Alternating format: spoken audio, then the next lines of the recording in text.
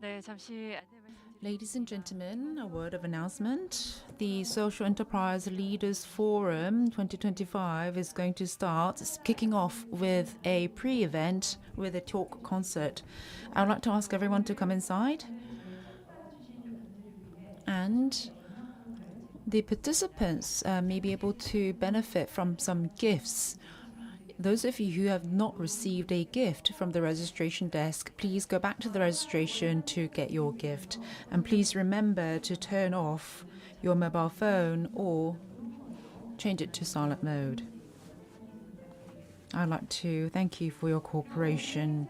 We're going to have simultaneous interpretation. If you need interpretation, please get a receiver from the registration desk.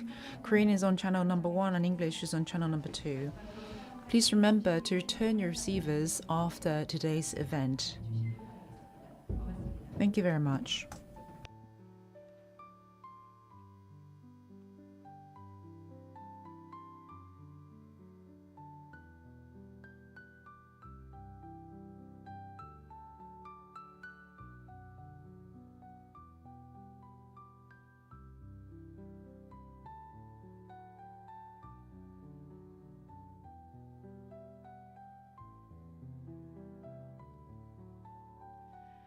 네, 2025 사회적 기업 국제 포럼에서는 여러분의 궁금증을 해소하기 위해서 카카오톡 오픈 채팅방을 운영하고 있습니다.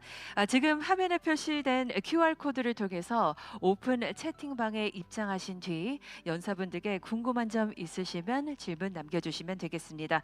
접수된 질문은 토크 콘서트 진행자와 또 각 세션 좌장님께서 선정하여서 연사분들과 함께 답변을 드릴 예정입니다. 또 질문이 채택되신 분들께서는 오늘 무더위를 잊을 수 있도록 아이스크림 기프트콘 함께 보내드릴 예정이니까요. 여러분 적극적으로 많은 참여 부탁드리겠습니다. 네, 2025 사회적 기업 국제 포럼은 환경 보호를 위해 인쇄물을 최소화하고 있습니다. 프로그램북을 PDF 파일로 제공하고 있는데요. 프로그램북 다운로드를 원하시는 분들께서는 지금 화면에 표시된 QR코드를 스캔하셔서 프로그램북 다운로드 받으시길 바라겠습니다. 고맙습니다.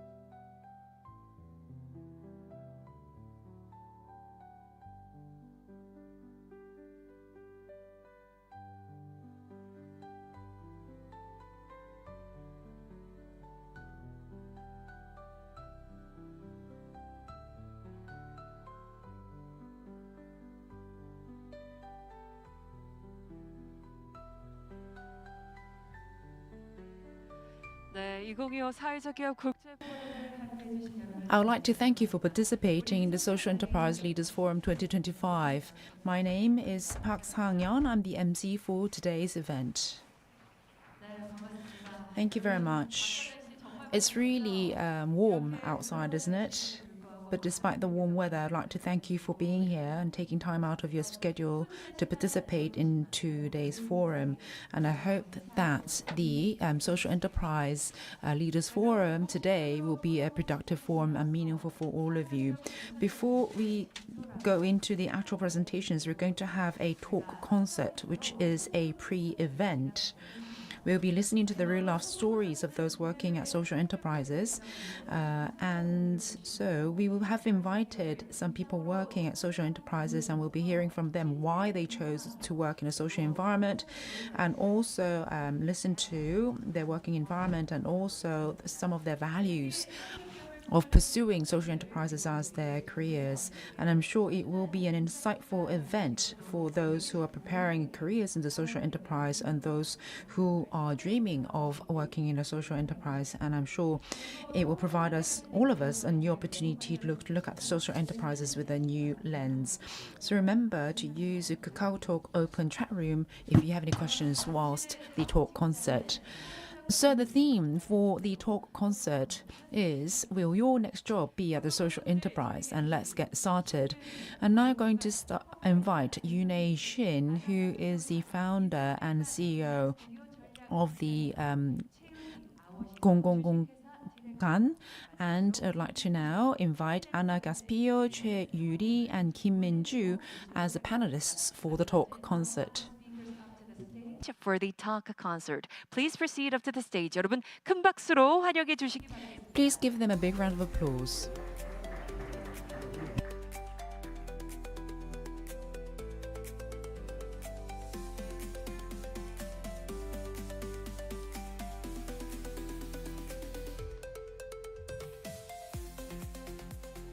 네, 그럼 지금부터 Now I'm going to pass the microphone to our moderator, Ms. Shin. Good afternoon, ladies and gentlemen. My name is Shin Yoonei, running a social enterprise called 공공공간, or public space. It's a great honor for me to be moderating the talk concert for the 2025 Social Enterprise Leaders Forum.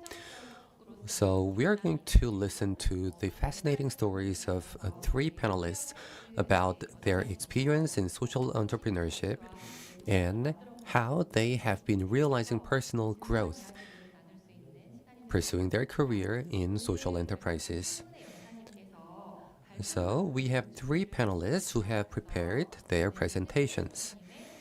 So we're going to invite each of the panel for the presentation and introduction. First of all, I'd like to greet Ana Gaspio from Spain, who is working at DOT. It is a impact-based design studio. She is leading it as a strategic designer. So I'd like to invite her to talk about her insights gained from social entrepreneurship and what kind of personal growth she is experiencing. Please welcome her with a big round of applause. Thank you. Thank you very much to Koshia for inviting me here to Seoul, first time in Korea, so I'm super excited. Thank you also to my colleagues for joining me in this talk concert, and to the moderator as well. And yeah, as she said, I'm Ana Gaspio. I'm a strategic designer and cooperative member at DOT, an impact-driven design studio based in the north of Spain. We make tangible solutions to face the new challenges of the future, which means create, unleash the tensions that lie in the intersection between business, culture, design, and strategy, to make impactful solutions that drive positive change in its context. I'm founded in 2013. We are a multidisciplinary team of 15 people. We also work with different networks around to develop these solutions in terms of product or service, services, strategies, narratives, or even joyful experiences as well. My role at DOT is, well, a blend of different disciplines: product and service design, narrative strategy, social innovation, and creative direction also. And at the heart of my work is leading diverse teams to create these innovative strategies, develop new business models, and also design-driven projects. This social vision and commitment, it's also at the heart of our work. That's why, as a cooperative and a worker-owned cooperative, we also have these strong values of shared responsibility of developing like a good impact, positive impact in our ecosystem and context, and also in the world in general, of course, to promote and contribute shaping like a just, inclusive, and positive future for all. Thank you. 네, 감사합니다. 이따가 조금 Thank you very much for sharing. So later we're going to ask a few more detailed questions about your project. Now we're going to move on to Ms. Choi Yuri, director of Our Season, who is working on the rebranding of Hamchang Silk and also working with young entrepreneurs. So she has prepared her presentation, and you can go ahead. Nice to meet you. My name is Choi Yuri, director of Our Season. In the past, I worked at a social enterprise support organization and joined Our Season in 2024, and now working on local resource revitalization. As you can see in this photo, we are running this cafe in a culture complex. It was abandoned in the past and was used for a waste dump sites for about 10 years. But the CEO of my company had an overhaul of this place, and the place was born again. Now this place is called Myeongju Jeongwon, which means Silk Garden, because Hamchang used to be the largest producing town for traditional silk products. Now, one of the characteristics of my company is that it is mainly run by women returning to workforce. I was also one of those cases, moving from Seoul to this local community. And we have a team of working moms who are working flexible hours, and many of the employees are working remotely, and we are having a lot of Zoom meetings. As you can see, we are organizing flea markets, classes for children, and exhibitions for Hamchang silk products. So why I chose social enterprise as my employer? From 2021 to 2023, I was a mentor in the social enterprise incubation program, where I met a lot of social entrepreneurs. And through this experience, I came to understand that social enterprises are not just about business, but they are powerful tools for solving social issues. And I really wanted to experience myself the daily realities of social enterprises. And I talked with the CEO of Our Season, and I was inspired by the belief that meaningful change can happen in local communities. Now, this is a very easy point. I recommend social enterprise as your employer. So I think it's a place where you can find real fulfillment and rewarding experience by creating social value through work. In local communities other than Seoul, you have more opportunities to plan and design new projects. So allowing you to lead changes as you dream. Thank you very much for sharing your story. So that was a inspiring story of working with women and moms coming back to the workforce. So you can let us know more about the flexible working arrangements in your country. We're going to move on to Ms. Kim Min-ju from Hisbins. 네, 안녕하세요. Good afternoon, everyone. I work in People with Fragrance. The brand name is His Beans. My name is Minju Kim. I also have a nickname, Richiam. So we have some English or nicknames that we use at the workplace. So mine is the Richiam. So I'm working as a manager at People with Fragrance. So I've been working there for about 3 years. I usually do strategic planning and exploration of new businesses. So basically, I'm looking at long-term directions and identifying future growth drivers. Let me introduce People with Fragrance. So basically, we are working with people with disabilities, and we have a coffee brand that trains people with a disability so that they become professional baristas. And we also provide consulting and promote the social independence of the people with disabilities. And so we now have 38 different cafes and branches, and we have about 160 people with disabilities who are employed with us. So they are people with mental disabilities and developmental disabilities, etc. So going a little bit deeper into people with fragrance, we have a vision. So I'm sure we all have visions in each organization, but our vision is a world where all people with disabilities can work happily together. So basically in Korea, there are about 3 million people with disabilities, and around the world about 1 billion.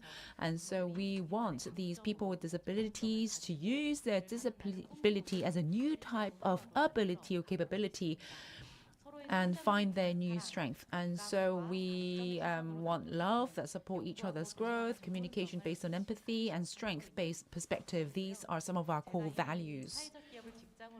So the reason why I decided to work in a social enterprise is because, you know, one day is 24 hours, and that's given for everyone.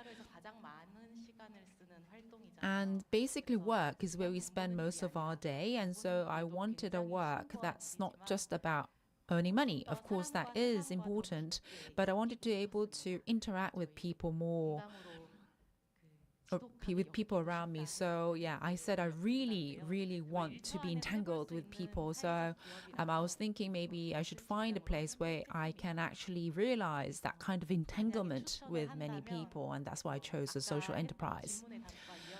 So to answer the previous question, basically I was able to naturally ask questions about myself, my life, and the world. And sometimes I will be able to find those answers to those questions within the work that I do.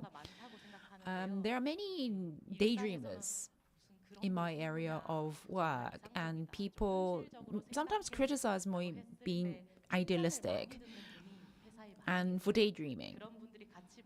But those type of daydreamers and idealists are all gathered in the place I work, and I think it's really fun to be able to work with those kind of people. So I think that's basically it for an introduction. 이후에 그러면은 어떤 Thank you very much for sharing. So later on, you can tell us more about who you are working with and in which culture. I think the first speaker, Anna, can also have more time to speak. Actually, she has prepared a presentation. And I think she can go back to the presentations, which would answer the 5 basic questions I asked for other panelists. Thank you. Yeah. Okay. Yeah. So, yeah, about my presentation also, I talked about myself, my work, and also the company I work on, DOT. But also, I would like to, emphasize what we do in Deep, which is we help change maker companies discovering their purpose to build a desired future. We also support social entrepreneurs and organizations.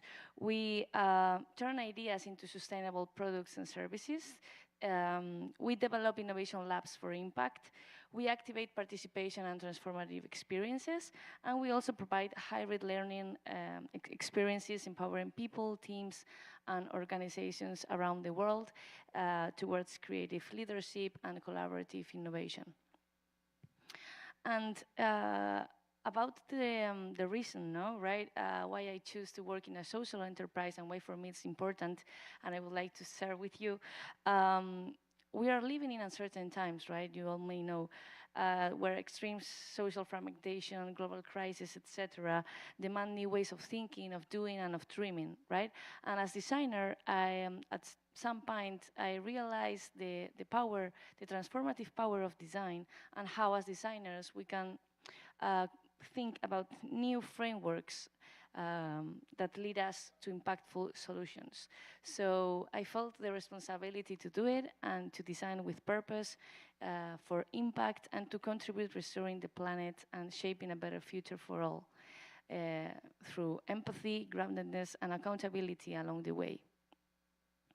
So as a millennial designer, as I said, it's not easy to see what lies ahead with joy, with joy and hope, right? So I believe that being in a company with a certain sense of purpose, of responsibility, brings clarity, meaning, and direction to everything I do. And a social enterprise, it's like play a key role on this, right?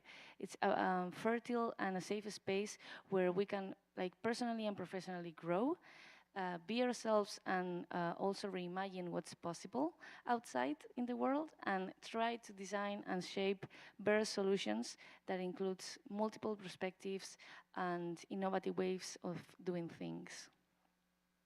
Thank you.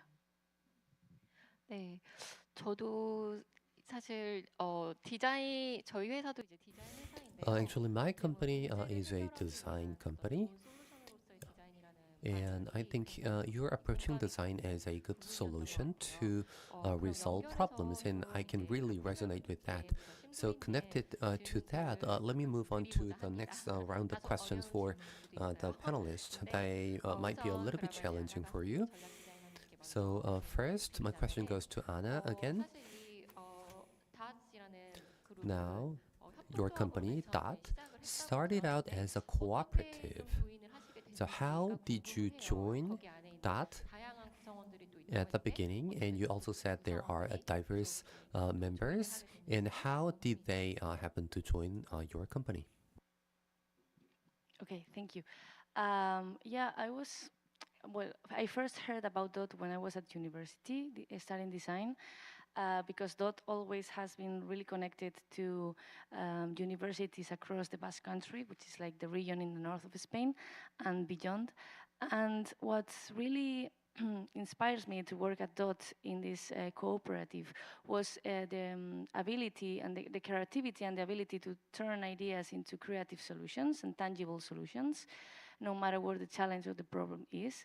Also, their entrepreneurial spirit and the courage to think outside the box and how things could be different as we see or we think that they are now. And also the social vision and the commitment to create a better world together. And as you said, we are a cooperative, a worker-owned cooperative, which means a really important asset for us. I strongly believe in the added value of cooperatives, and so does that. We embrace a business model which nurtures both individual and collective potential, while contributing also to build on sustainable, egalitarian, and inclusive development. And at DOT, we work in 3 different cooperation models. The first one at the local level, we work with some collaborative projects accelerating impact and trying to tackle the present challenges of our region and how to create like change with greater focus and impact. We also, at the national level, we work with different companies and organizations to build resources and platforms for open knowledge, open tools, and see like new opportunities together.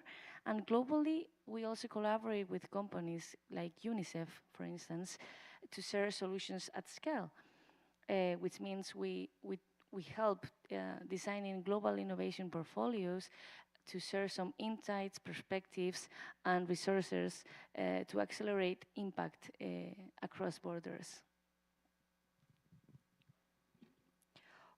그러면은 이렇게 닷에 입사를 하시면서 So, as you joined the company, DOT, 굉장히 의미 있었던 프로젝트라고 생각했었던 그런 경험이 what 있는지 was your most valued experience in a kind of project for you? So, for example, you resolved actual real life problems, probably working with many different actors like the government and other civil society actors. So, what were the projects that really created impact in the local community? Can you give us some examples? Yeah, of course. Okay, I would like to share with you a project that was based on the idea that the present of youth is uncertain and volatile, but the future can be shared, right? So at DOT, we recognize the urgent need to include youth in decision-making spaces and acknowledges the right to play an active role in society and to be heard. Indeed, organizations today also, they have some problems or face challenges to connect and understand which are the values, the needs, and the dreams of the new generations, the Generation Z, a hyper-fragmented generation, skeptical and detached from institutions, and also often disloyal to brands. So we created a project called the Future Game. The Future Game is a tool that uncovers the values, perspectives, and needs of young people through gamified and future-oriented experiences. In this project, we not only foster active participation of young people, but also understand the deep perspectives and values of them, which are then translated to the public and private companies to build some meaningful solutions and unlock new opportunities for growth. With this project, we don't only listen to young people that nowadays it's not been heard, but also we empower them and let them lead some initiatives and those ideas that they think in the future that might be designed and wrote. So this is all what Future Game is about. It's like a project that we create by ourselves at DOT, and I encourage you to take a look and see how young people's voices, it's really important to be unlocked and present in decision-making spaces. 네, 그 게임을 사실 한국에서 So that kind of game would be a lot of fun if played in Korea. So that would be quite inspiring to the youth in Korea. So I'd really like to play that game together. So we're going to move on to questions for Ms. 최유리 디렉터님께 Choi. 질문을 드리고자 하는데요. 사실 사회적 교과 육성 사업의 멘토 So you worked as a mentor for social enterprise incubation program and met a lot of social entrepreneurs. And why did you pick our season to join? Okay, so I chose our season because work there was felt as playing. So I see this blurring of two areas, work and play. So in the past, I was interested in arts a lot. I enjoyed going to the exhibitions and interviewing artists. And at our season, I thought that my personal interests can be my work at the same time. So when I met with the CEO of our season and talked about the business, I felt energized a lot and it felt like a lot of fun. so I joined. Of course, there are challenges in the process. However, I can always feel rewarding because I'm doing what I love.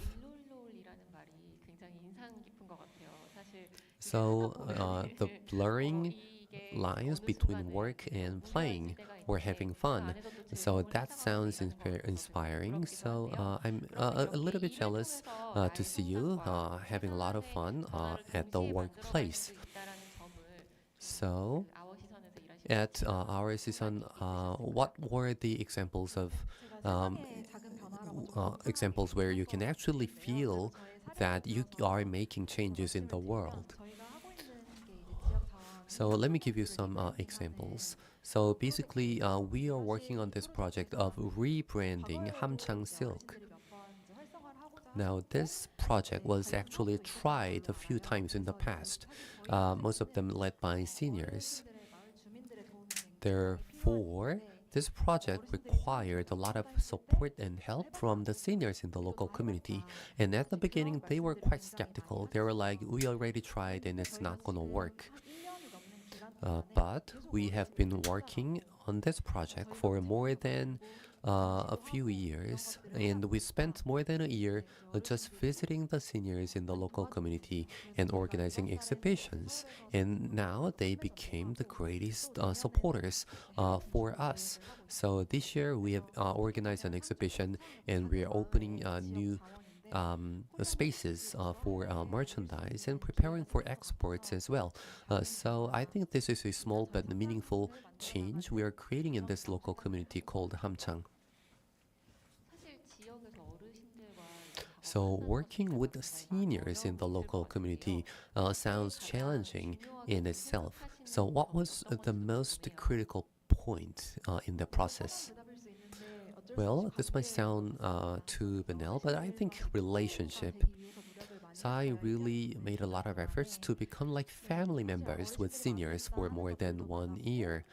Now, seniors were quite skeptical about the project, as I said earlier, but after some time, I thought that instead of explaining what we're going to do in words, we will have to show them in their eyes. So this year we chartered buses and came to Seoul to let the seniors to actually look at the exhibition and the performance that was going on in the National Theater. And that was an opportunity for them to actually see how Hamchang silk products were being used, and that really inspired them to come up with more ideas. So I think relationship and getting close was critical. 고객과 뭔가 That sounds pretty fair. Social enterprise is all about relationships with various stakeholders, not just a relationship between a provider and a customer. So creating an ecosystem with these diverse sectors would be critical. And that actually moves me a lot. Moving on to Ms. Kim Min-ju from Hisbins. So at the beginning, how did you get to know Hisbins, and how did you end up working in this new business development department? So in the beginning, well, this T-shirt that I'm wearing, or the T-shirt that the managers at the cafes wear. So I was working as a manager for 3 years, and then I started to work for the planning business. So there was a employment opportunity looking for somebody to work in that team, and as a special project, there was a project that was working with the elderly who had dementia. And so we had a special project. And so we had the elderly who were suffering from Alzheimer's who would be serving. So sometimes they would serve coffee and suddenly they forget what they were doing, but then they would go about it again. And so it was really slow kind of service, but we thought it was really attractive kind of project. And so it really empowered me. So because I felt that whereas everything else was so fast and so straightforward going, this project was about going in the opposite direction and going slowly rather than fast. So I thought that was very attractive. So you've been asking questions about the world and society at large. So whilst you were working at His Beans, was there an occasion that really gave you a certain lesson or a huge experience? Yes, I'm sure all of you may not have had the chance to meet people with mental disabilities. Even for me, I'm a complete layman. When I started working as a manager in a His Bean cafe. So when I first started working, I just thought that whether people had disabilities or not, they're people, they're all the same, and it won't matter. But when I started to work there, I realized that half of it is true and half of it was wrong. Because, first of all, yes, everyone's a human. But then, if you think about it, even people without disabilities, when they communicate, may run into misunderstandings with one another. So, I approached the people with the mental disabilities with rather an open mind because I did not know anything. But then I realized that there were many things that I did not understand. But whilst I was working there, I started to understand the people with disabilities. And there are so many people who were not able to work and come outside their houses because of the discrimination and the prejudice towards them. So anyway, our work involves cleaning the cafe and also working the coffee machines as a barista. And they may seem simple job, but it enables people to gain a sense of agency, and they are able to come forth into society and they become really active. And so that kind of process for me, just to watch, was really inspiring for me. Maybe they have a lot of pain inside them and a history of suffering, but nonetheless, it was a very important experience for me to be able to watch that kind of process. And like I talked about, becoming entangled with people, and I really become entangled with them. Anyway, through the past 3 years, it was a spectacle, and I'm not saying every moment was a happy moment, but it was very much alive, and it really kept me going. 관계에서 또 굉장히 깊은 감동으로 So, you were working in a really close-knit relationship with a lot of moving moments for your heart. Now, we have collected questions for the panelists online. So I'm going to ask you some of them. So this is a common question for all three of you. So, in social enterprises, you work on solving social problems and at the same time make profits. So you have to deal with a lot of different relationships. There would be a B2C and B2G, working with the government as well. So when you are working with the government, creating projects together, or you are proposing new legislations to them. So what do you think about the economic value that social enterprises have from the eyes of the current administration? So this could be a tricky question. I think this question comes from the fact that the government policy changes a lot when there is a change of power in the government.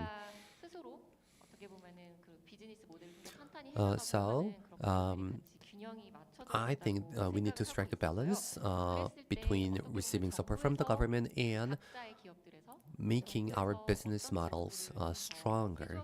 So, what do you think about the supports you would like to receive from the government so that your company can grow stronger? So if you'd like to, if you can share your insights as practitioners on the field, and what would be the work that should be done by social enterprises themselves. So that could have been a little bit challenging for you. I think for Anna, there would be a lot of difference between Spain and Korea.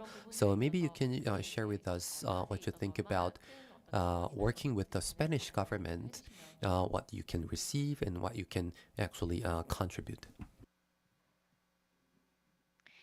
Yeah, in my view, the collaboration or dialogue between social enterprises and governments or public institutions is essential. As you said, governments, as they move, transform, or other people team is elected, they change a lot. So beyond the direct contribution to the GDP or employment that social enterprises also can address social, economic, environmental, and community needs, bringing other skills and other assets rather than governments as innovation, agility, proximity to the real change, to the real needs of different contexts and communities, while governments can provide the enabling ecosystem through resources, partnerships, policies. So this dialogue, this collaboration between social enterprise and governments, I think it's essential, not only for my country or my region where I work, but also all over the world as well. But not, they should be like a complement, right? Not a replace. And this collaboration might be like nurture and possible for both of them, right? Both parts. So now the real challenge for me is about designing frameworks where governments and social enterprises can work together effectively and promote new ways of doing that strengthen the social contract. In our case at DOT, we work with the government, with the Spanish government, also in a region with the Basque Country government in some projects. And it's good to see how these more tight structures and mindsets that governments could have, they are fulfilled or complement with social innovation company as DOT to provide this, as I have said, this innovation, these new ideas, new ways of doing, and new ways to approach different communities. 네, 감사합니다. 그리고 Thank you very much. 지역에서 일하시면서 또더 So as you're working in local communities, 지자체의 you might have some opportunities to work with the civil servants in the municipal governments, and you may have had some challenges. So maybe from that context, you can answer this question. So in the question, there was also economic value mentioned. So to answer the question based on my experience, as far as I know, among the 5 types of social enterprises, the largest in number is job creation type. Now, my company also belongs to that type, with a focus on women coming back to workforce. So I think that alone is a contribution of transforming economically inactive people to economically active people. And the next point was regarding the government, what we want from them, right? Yes, maybe you can share some episodes about working with them and how do you think the relationship can be better to solve social problems together. So we are working on this 2-year project with this local brand creation team in the Ministry of SMEs and Startups. Now, this is a new type of project where the private sector leads and the government supports the project. Now, in the first year, we lead the project, and in the second year, we get the support from the municipal government. And compared to the projects of the previous years, I think we have more agency, we have more leadership. So this silk product project is in year 2. So, and I think thanks to this new type of project, we have been quite successful in raising awareness in the local community. So I think if this type of project continues to be implemented, it's going to help a lot. 아까 말씀해 주신 저희 회사도 So, as mentioned before, we also provide jobs for the people with disabilities. 저희 같은 That's our business model. In our case, 나라에는 장애인 의무 고용 제도가 있고 well, in Korea, there is a policy and a mandated employment quota for the people with disabilities, especially in the public sector, and that also pertains to social enterprises as well. But it's true that there are many challenges for companies to be able to actually employ people with disabilities.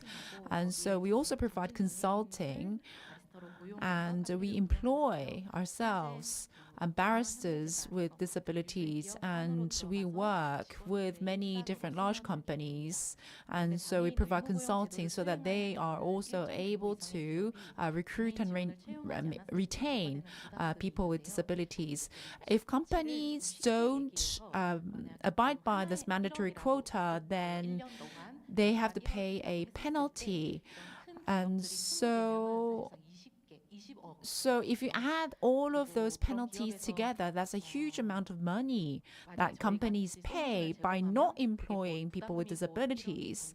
So then we are able to turn that kind of accumulated penalty into a value-added project, because we are able to step in and provide training and consulting so that they are able to recruit and retain people with disabilities. And so if you do the math and if you do the calculation, then actually they are, for the same amount of money that they have to pay as a penalty to the government or the judiciary, we are able to provide consulting, and also they are able to provide and create jobs for people with disabilities at the same amount of money. So I know I don't really want to talk about costs and money when I talk about social enterprises, but if you do the math, you can see that there is real value also in creating jobs for people with disabilities and doing this kind of work. And so one person with a disability, from the moment of recruitment and working, can actually exert a lot of economic potential, because if a person with a disability starts to earn an income, then it affects the family, and then it also provides more consumption for the consumption abilities for the family, purchasing abilities for the family, and it affects the entire society. And there is a calculation that the value added created by a person with disability gaining a job is really huge. And so there are also quantitative aspects as well. So for example, the family members of this person with disability is able to find hope, and also the companies are able to benefit from being able to make a positive ESG reports and disclosure. And so there are huge economic, financial, and also social benefits to this kind of employment. And so we believe that we are creating value that cannot be created by the government alone. Of course, you can't just resort to numbers, but as you had mentioned, the value is created is huge. But then if we were to think about what support can be given by the public sector, we can say that there is a difference in the sense that the social enterprises do earn a profit, since it's not just a non-profit sector. And so there is that kind of difference and that kind of benefit. Also, social enterprises are able to employ not just the so-called officially registered people with disabilities, but also the unregistered and so the unofficial people with disabilities as well, unlike the public sector. And so I think if agencies like Hosea is able to become and play the role of a peacemaker, and then we will really benefit from the support. So in a way, the social enterprises collaborating with the government can create more innovative ways of thinking, and then they can also have an effect on the society at large and widened the pool, basically, for projects like us. Let me now pose some more personal questions, because up until now I've been asking questions about the ecosystem. So right now, social enterprises for you can be the first job, or it could be your second job. And now people live longer. So on a long-term perspective, what's the significance of working in a social enterprise within your entire career or career path? So what kind of meaning does working in a social enterprise mean in your entire career from a long-term perspective? Anna, you go first. Okay. When I started design, then I directly worked in social enterprises. First of all, was in an innovation lab, working on social platforms. And now at DOT, we also have this strong sense of social impact and how, as designers, with our products, services, experiences, or strategies, we can get some positive impact on diverse contexts, right? So for me, working on a social enterprise, it's like a gift, let's say. For me, it's like a safe space where I can grow personally and professionally, because as it's like a new way of defining business models, not traditional business model. There are like new spaces for being, like professional that can rethink the models, the actual models, and think about new ways of doing, new ways of thinking, and also committed to our responsibility as designers, as creatives and change makers, let's say, and share this sense of responsibility and our passion to create social impact with others, with our colleagues that have the same values, the same commitment as me, really brings meaning to what we are doing at DOT and what I'm doing as a strategic designer, right? So I really encourage to young people to consider social enterprise as a meaningful path for growth, for personal growth, like a learning path where you can explore new opportunities, new ways of doing, learn new things on the way, and also a space where, apart from being profitable, of course, and see or consider like economic revenues, also think about the mental health of the team, of the work-life balance, and how this affects to your work, to your life, and how you can, together with your colleagues and other people that work like in networks, we can create a better world for all. 네. Thank you for sharing. We are running out of time, so please keep it short. So for me, our 시선, is meaningful in my career because is making me an all-rounder.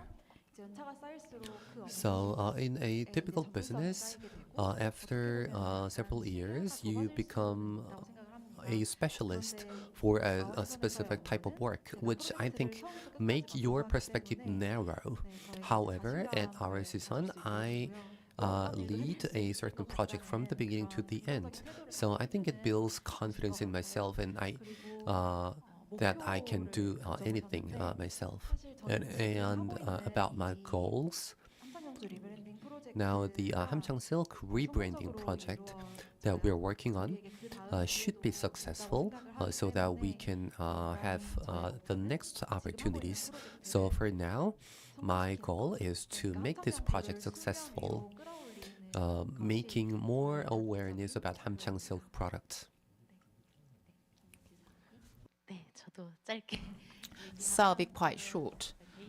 So, on a personal level, working in a social enterprise is meaningful in the sense that I actually can form some kind of a romance with the world.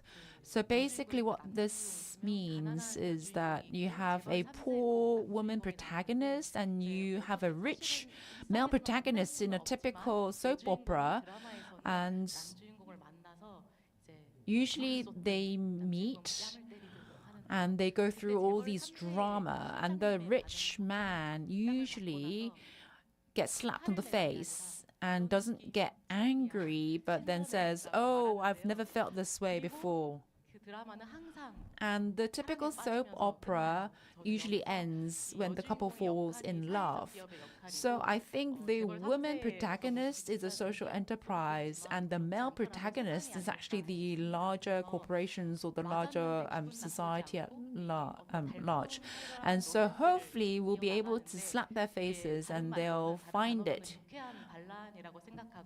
refreshing rather than being pained by it. And so we don't want social enterprises just to be there just because we are doing good in the world, but because we are really attractive and doing something very meaningful in the world. Thank you. 질문이 더 있었는데 Thank you very much. Actually, I had a few more questions, but because our time has run out, we have to wrap up the talk concert. 사실 세 분의 진솔한 이야기들과 So, today we heard about the very honest personal stories about the panelists and their experience in the social enterprise ecosystem. And I think we all learned that working at social enterprises is not just about working for an employer, but also about creating a career for personal growth and social changes. I'd like to ask you to give a big round of applause for the panelists. 네, 고맙습니다. 생생하고도 진솔한 Thank you very 이야기 much 들려주신 for 모든 your 분들께 real life-based stories. Thank you very much. You may go back to your seats. Thank you once again. 네, 이번 토크 콘서트가 사회적 기업을 So we have been talking about social enterprises and a new perspective towards social enterprises. I hope that it was fruitful. So before we actually start the forum, I'd like to give a few housekeeping announcements. We have simultaneous interpretation for the main event as well. So those of you who need interpretation, please get a receiver from the registration desk. Channel number 1 is Korean and channel 2 is English. And please remember to return your receivers back to the registration on your way out after the event. The Social Enterprise Leadership Forum 2025 is going to be using KakaoTalk Open Chat Room. So please scan the QR code on the screen in front of you and go into the chat room. And if you have any questions for the speakers or panelists, you may leave a question. Out of the posted questions, we'll be reviewing them, and the moderator is going to select a few questions to entertain them if the time allows during the actual session. And those of you who have been selected will be able to benefit from an ice cream gift con from KakaoTalk. So we look forward to your active participation. We are minimizing paper use for environment's sake. And so please scan the QR code and you'll be able to download the PDF file of the program book. Thank you.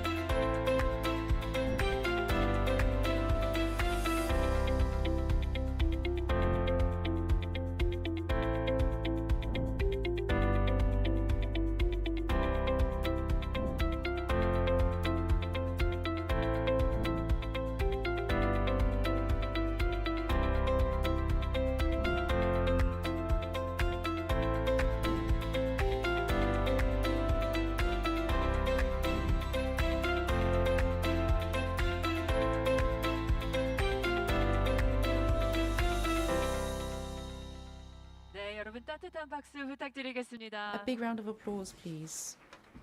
네, 지속 가능한 미래를 향한 So, 여러분의 towards a sustainable 열정과 또 future, 신념을 we are 많은 here 분들과 to share the passion and the 여러분의 ways 선한 forward. 영향력이 세계 So, 곳곳에, hopefully, 사회 곳곳에 또 our 널리 passion 퍼지기를 and 바라는 our 마음과 interest will spread 네, 그럼 around the 먼저 world. 인사드리겠습니다. So, 여러분, 안녕하십니까? first, let me introduce 고용노동부에서 myself. 주최하고 My 한국 name 사회적 is 기업 Park 진흥원이 Sang-yeon. I'm 주관하는 the MC 2025 at this 사회적 기업 Social 국제 Enterprise 포럼에 Promotion 오신 Agency 여러분, 2025, hosted by the 인사드리겠습니다. Ministry of 오늘 Labor and 이 소중한 Employment 자리에 and also the 함께하게 된 COSEA. 저는 아나운서 박상현입니다. Nice to meet you. 반갑습니다. 고맙습니다. 사회적 기업, So, 일과 social 시장의 enterprise 가치를 위해 마음을 is the 다해주시는 theme 분들께서 오늘 이 자리에 of today, and I'd like to 바쁘신 thank all the 와중에도 participants 귀한 for 시간 being 내주시고 here 또 온라인을 despite your 통해서 busy 실시간으로 schedule. And I know we 시청하고 also 계신 have an 분들께 audience 다시 한번 online. So, 감사와 once 또 again, 환영을 thank you and 말씀드리겠습니다. welcome to all of 올해로 you. 14회를 So, 맞이한 today 모든 we are 포럼은 celebrating the 사회적 기업의 14th 소셜 session of 비즈니스가 the 만드는 Social 지속 Enterprise 가능한 Leadership 미래, Forum, 가치를 and we'll be 만드는 talking about the 일과 sustainable 시장 future 주제로 carved out by social enterprise through social 오늘 이 자리를 businesses. 통해서 We'll be 사회적 talking 기업들이 about 만들고 있는 일자리들의 some of the 가치와 또 significance of the 의미를 함께 value 살펴보고 and the 변화하는 of 시장과 social 기술을 enterprises, and we'll also be 사회적 talking 기업들에게 about some of the 열릴 new 새로운 opportunities 기회를 for 함께 social 공유하고자 enterprises 우리 amidst the 이사님 changing market and technological 여러분 끝까지 environment. So 함께해 we look 주셔서 forward to your 유익하고 continued 또 좋은 participation and 시간 attention until the very 보내주시길 end. 바라겠습니다. And hopefully today's forum will 그럼 provide a 오늘 lot of 프로그램 시작하기에 insight 앞서 for 우리 이 all of 자리를 you. 축하하고 또 So I would like to introduce some of our VIPs who are here with us. Let me introduce them. So when I introduce them, please give them a big round of applause. 자, 그럼 먼저 소개 So 올리겠습니다. first of all, we have 고용노동부 차관님 배정해 주고 계십니다. Kwon 큰 박수 Chang-jun, the Vice 부탁드리겠습니다. Minister of Employment and 네, Labor. 고맙습니다. Thank you. 다음은 We have 정승국 Seung-Guk Chung, the 원장님이십니다. President of COSEA. 네, 환영합니다. Thank you. 다음은 Chae-han Park, the CEO of 행복나래.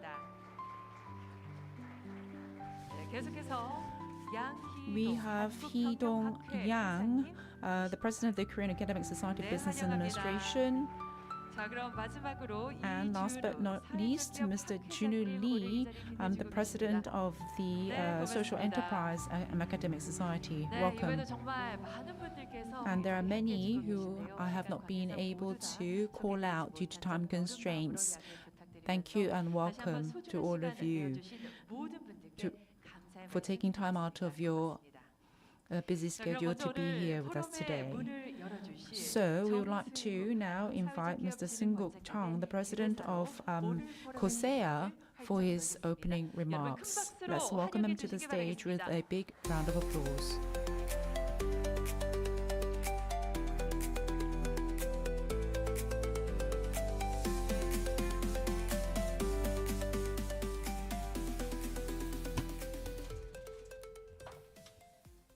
존경하는 내외 귀빈 여러분. Good afternoon, distinguished guests. Nice to meet you.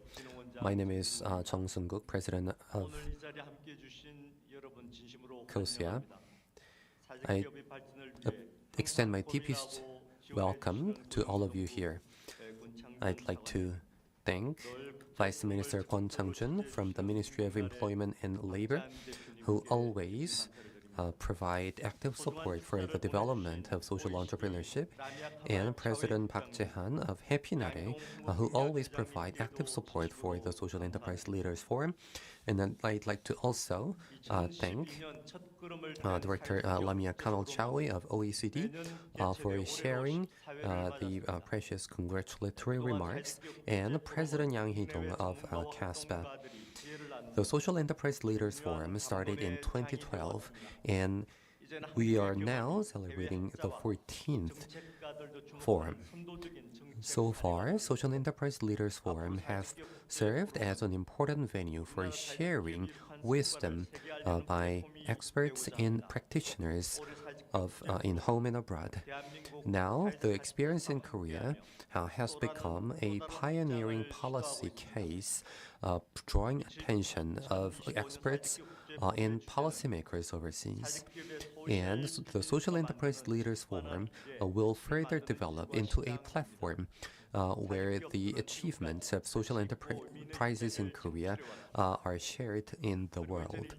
This year's Social Enterprise Leaders Forum is being held in parallel with the Korea Social Value Festa, with a goal to further expansion.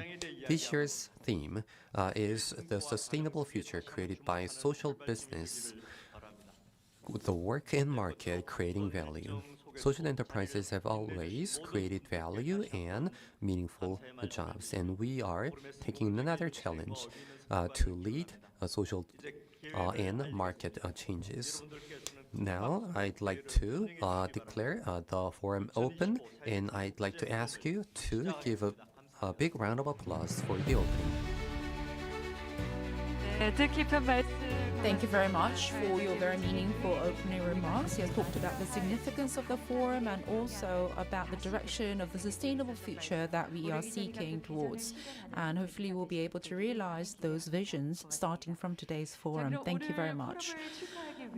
We are now going to have some congratulatory remarks. First of all, I'd like to invite Mr. Chang Jun-kwon, the Vice Minister of Employment and Labor, for his congratulatory remarks.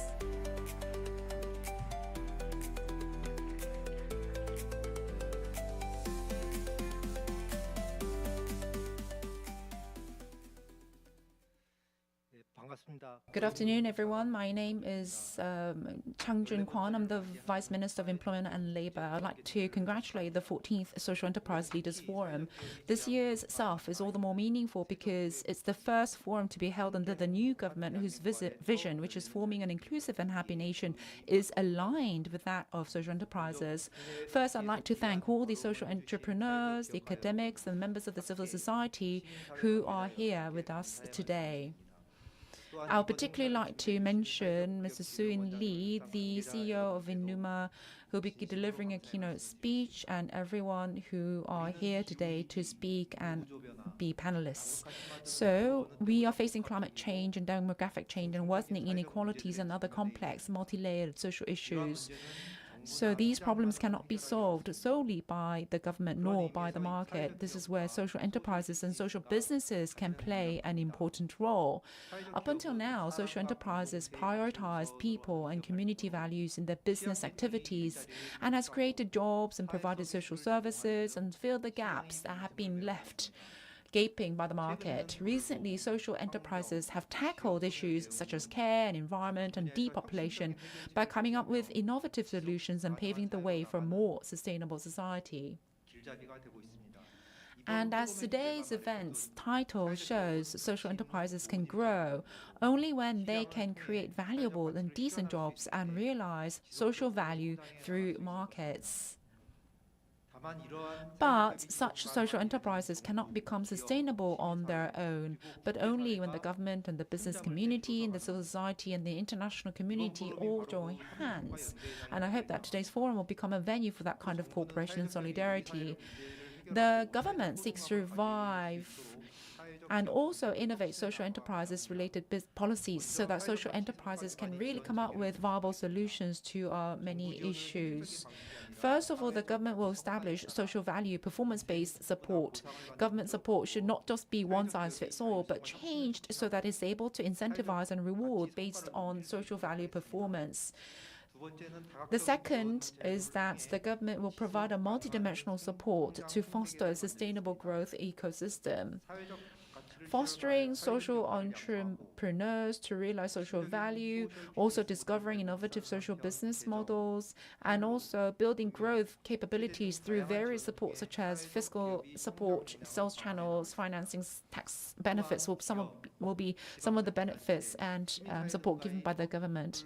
Also, we need a coordinated ecosystem consisting not just of government, but also businesses and local governments and civil society. And we have to let these social enterprises be able to root down in that kind of ecosystem. Third, the government will strengthen a stable institutional foundation. The social enterprises shouldn't just become the outcome of temporary policy measures. They have to be able to benefit from a stable legal and institutional foundation so that they can really realize their true value. So I hope that today's forum will serve as an occasion for experience and case studies from various parts of the world to be shared and a wisdom to culminate towards an inclusive and happy nation. Thank you very much. 네, 처가님의 귀한 말씀 고맙습니다. Thank you very much, Vice Minister, for sharing inspiring remarks. Also, in this forum, the ministry is providing a lot of support, and I hope this will continue into the future.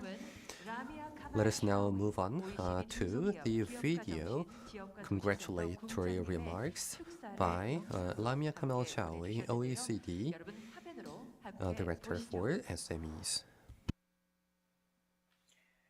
Vice Minister Kwon, President Jung of the Korea Social Enterprise Promotion Agency, ladies and gentlemen, we are here today to celebrate Korea's remarkable leadership in advancing social enterprises. The 2025 edition of the Social Enterprises Forum reflects Korea's strong commitment to using social entrepreneurship to create good jobs and drive social change. Korea is a shining example of how social impact and economic activity can go hand in hand. You've built a dynamic community of social entrepreneurs who are shaping a more inclusive and sustainable future.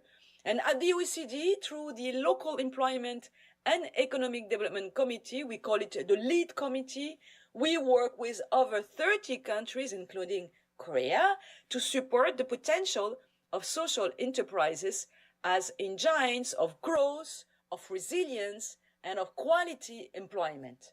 Social enterprises are part of the broader social economy sector. In France, this sector represents over 5% of GDP. In Canada, nearly 9%. And in Spain, around 10%. Korea's social economy is also expanding with more than 3,700 social enterprises and over 26,000 cooperatives across sectors like health, agriculture, care, and banking. And these enterprises are not just solving today's challenges, they are building the future.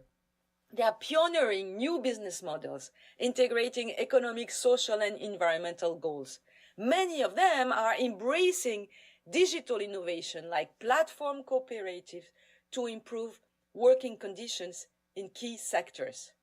The OECD, and I'm very proud to say that, was among the first international institutions to support the potential of these sectors.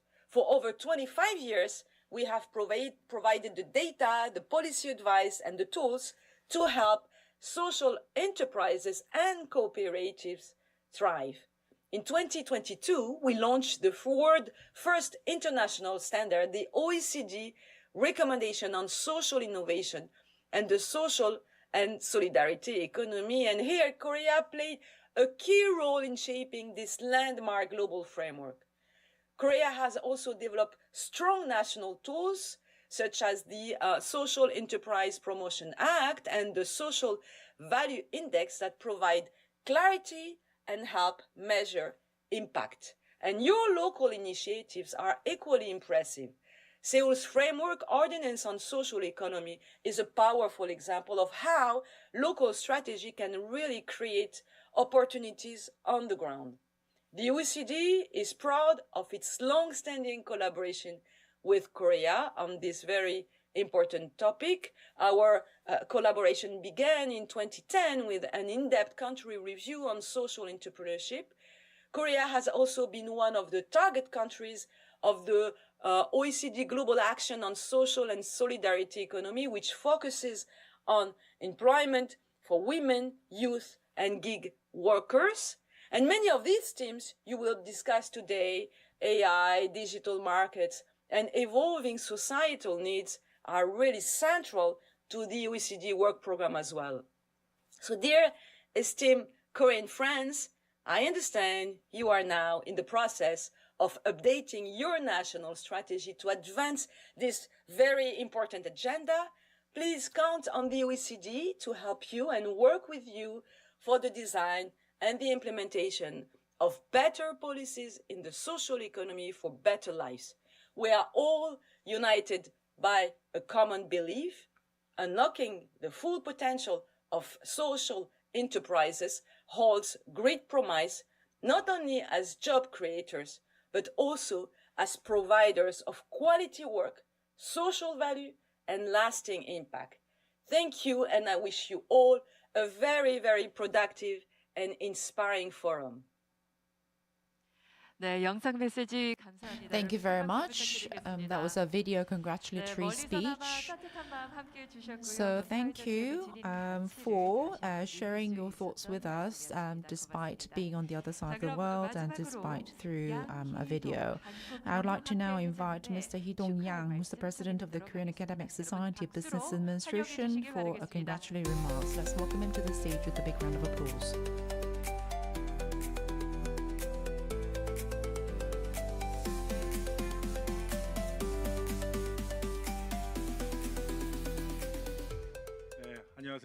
Good afternoon. I was just introduced. My name is Hee-dong Yang. I'm the president of the Korean Academic Society of Business Administration.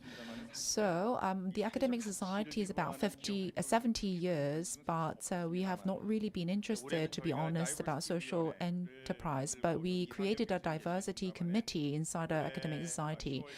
And in October, with France and Japan, we participated in a conference regarding the SSE, and in Shinju, there was a social entrepreneur-related international conference based on local communities. And so we are supporting a project on the local community level regarding the fostering of the social enterprises. So good afternoon. I would like to thank everyone for being here at the SELF 2025. Thank you for being here.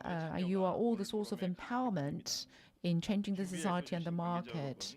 I would like to thank the organizers and also the speakers and the panelists for sharing your experience and your knowledge. So we are going to confirm a very simple message. The social businesses of social enterprises may start from good intentions, but I think sustainability is proven through work, and the market is able to finalize that kind of endeavor. Only when social enterprises go beyond just compassion and philanthropy towards building a business model and also create its own independent revenue investment can it actually become a structure, not just a fad.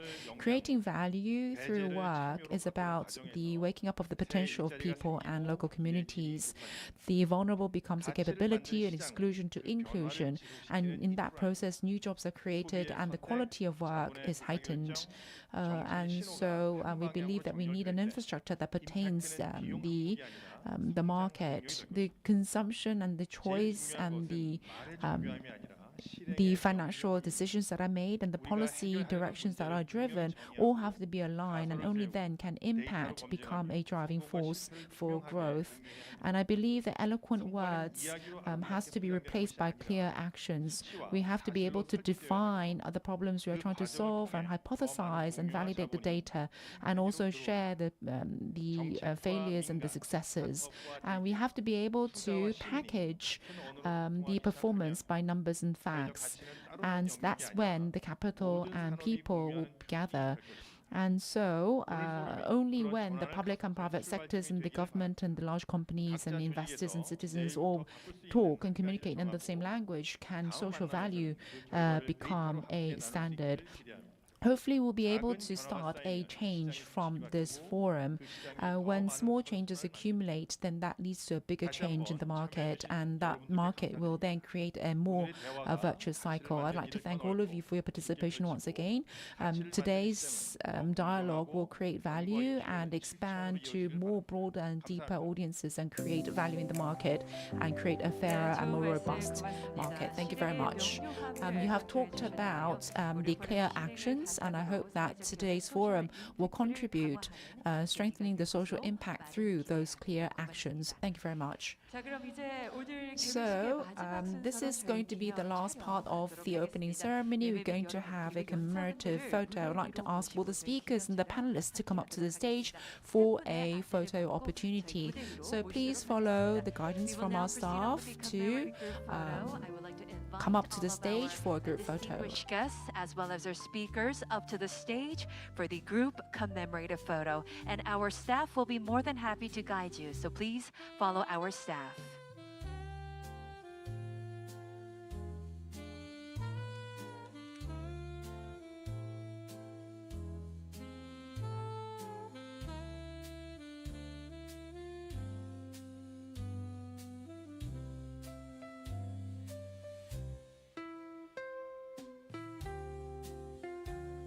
많은 분들께서 오늘 이 자리에 함께 해주고 계신데요. We have a large audience and we have many speakers and panelists, so please follow our staff up to the stage.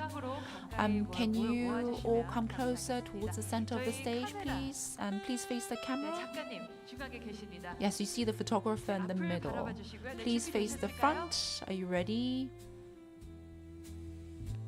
감독님 괜찮을까요? 네, 그러면 앞을 바라봐 주시고요. Please 멋진 face 포즈 부탁드리겠습니다. With a confident smile on the count the of front. 3. 1, 2, and 3.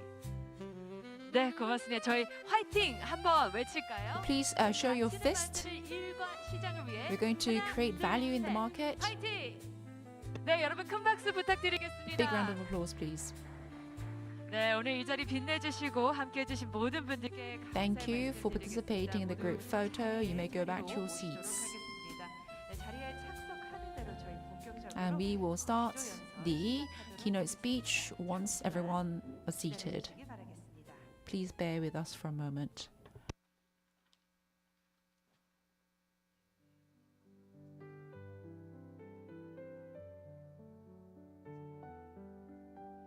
네, 그럼 본격적으로 2025 Now we're going to go into the first part of the program for the Social Enterprise Leadership Forum 2025.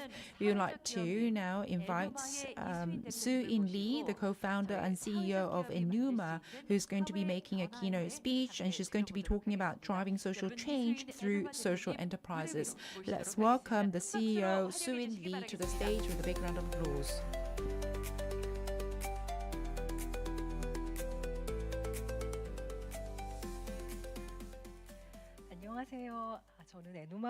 Good afternoon. My name is Yi Soo-in from a social enterprise called Enuma. Today I'm going to talk about the social change created by social enterprises. Now, Enuma is a company with a lot of different responsibilities. First of all, we define ourselves as a mission-driven company or a social enterprise. And at the same time, we are a startup, an ed tech startup with over 30 billion won in external investment. And we have 180 employees worldwide and over 30 million downloads. So we are specialized in foundational education, but at the same time, we are providing solutions to literacy challenges in developing countries and won a prize. And we are also committed to universal design with accessibility for children with disabilities. So these are all the different responsibilities of Enuma. And all this started with a very small personal experience. My child was born with a disability, and me and my husband thought that if mobile phones, which were new at the time, would continue to develop, maybe in the future my child would be able to learn how to read and write with this kind of technology. So that was the beginning of the company, and we decided that we're never going to forget why we started. So the first members of the company all had children with disabilities. And because of the children, we could not separate our workplace from home. So, as you can see, we decided to create a workplace where you can always stay with children. And the only way to actually do that was to start a company ourselves. So our first product was to help slow learners.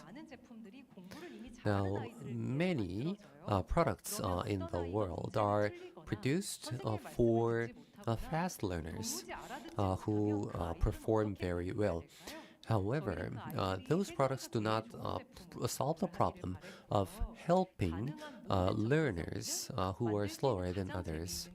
So we wanted to ensure accessibility for them with fun games and a lot of different colors. And many people saw this product and said, well, this doesn't look like for children with disabilities. And we asked back, what do you think a product for children with disabilities should look like? Do you think it should look less pretty? Well, the answer is, of course, no. Now, this was for slow learners, but it was popular also with the broader learners and students around the world. So, when we designed this, we wanted it to work for children who couldn't keep up with the school for more than 2 years. But the product was so popular because it was known for parents who wanted their children to learn a few years in advance. Now, this would not be an issue or a concern for a for-profit company, but for us, it was a problem because whenever our product is sold in the private market, it would actually widen the education gap. Now, and we decided to take a broader perspective in the world. Now, there are many children who are illiterate, not particularly because they are with disabilities. These are children like this. So we say that there is 100 years of gap in the same era.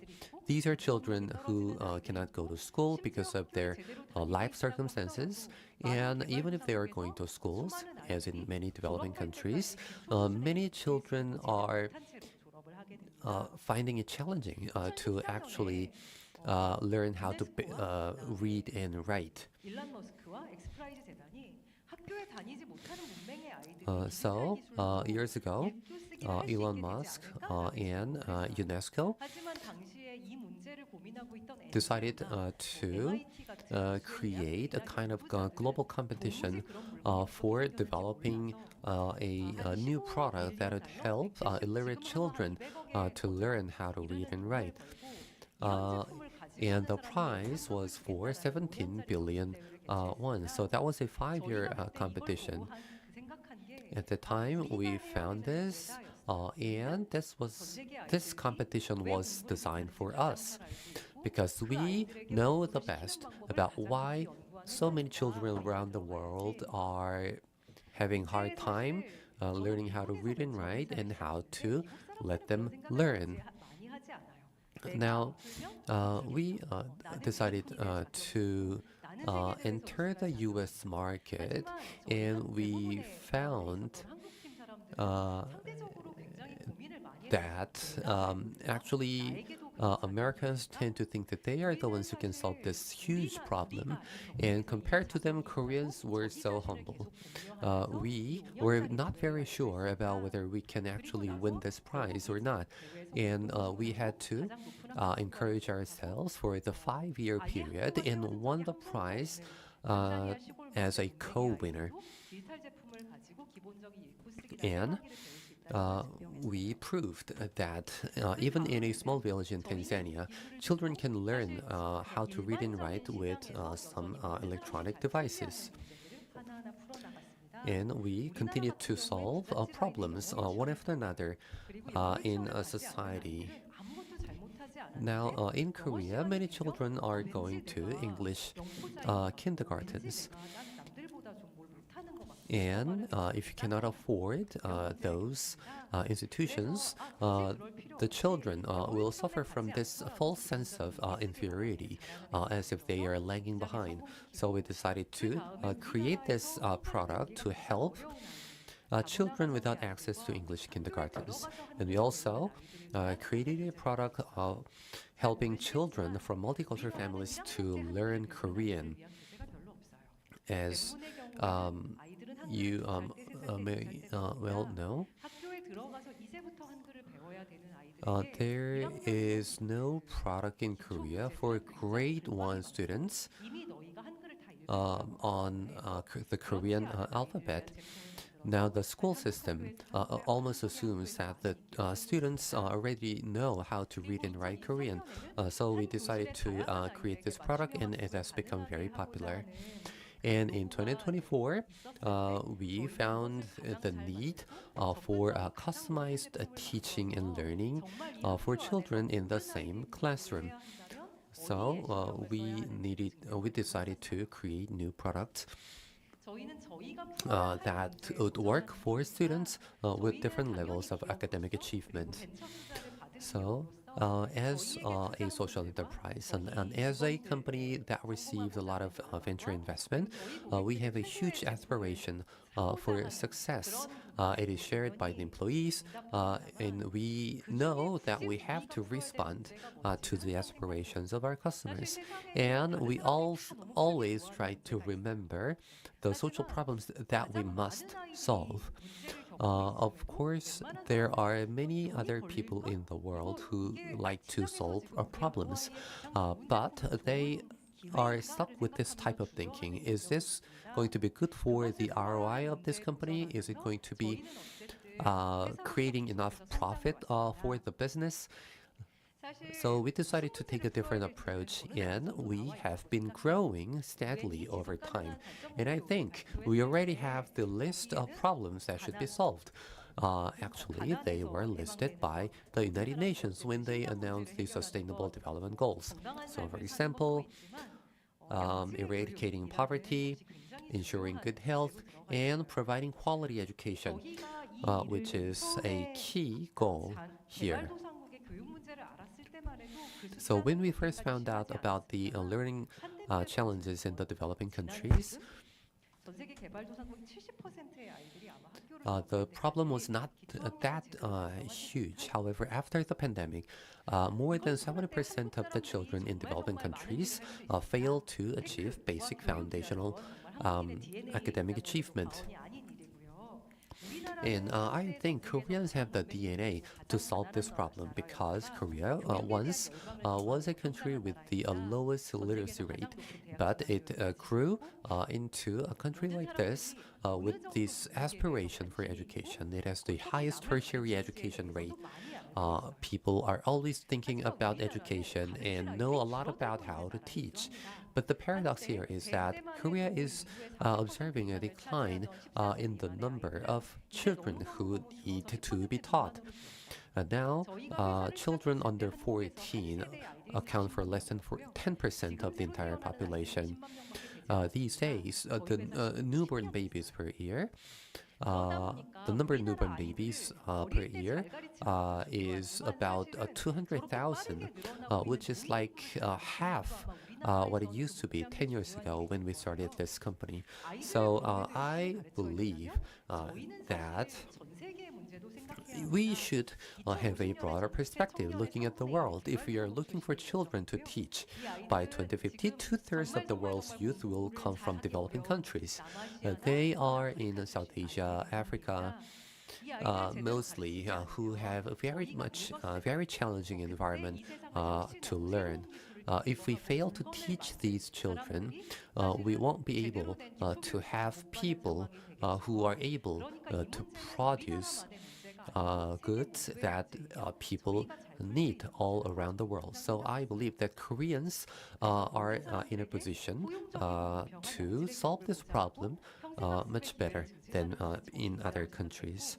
So we decided that ensuring quality education and promoting lifelong education for all is our mission.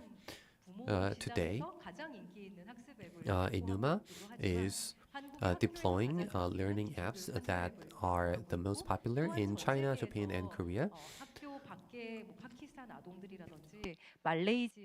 And also helping government programs for illiterate children in Malaysia and in other developing countries with our diverse digital products. And we suddenly entered a new era.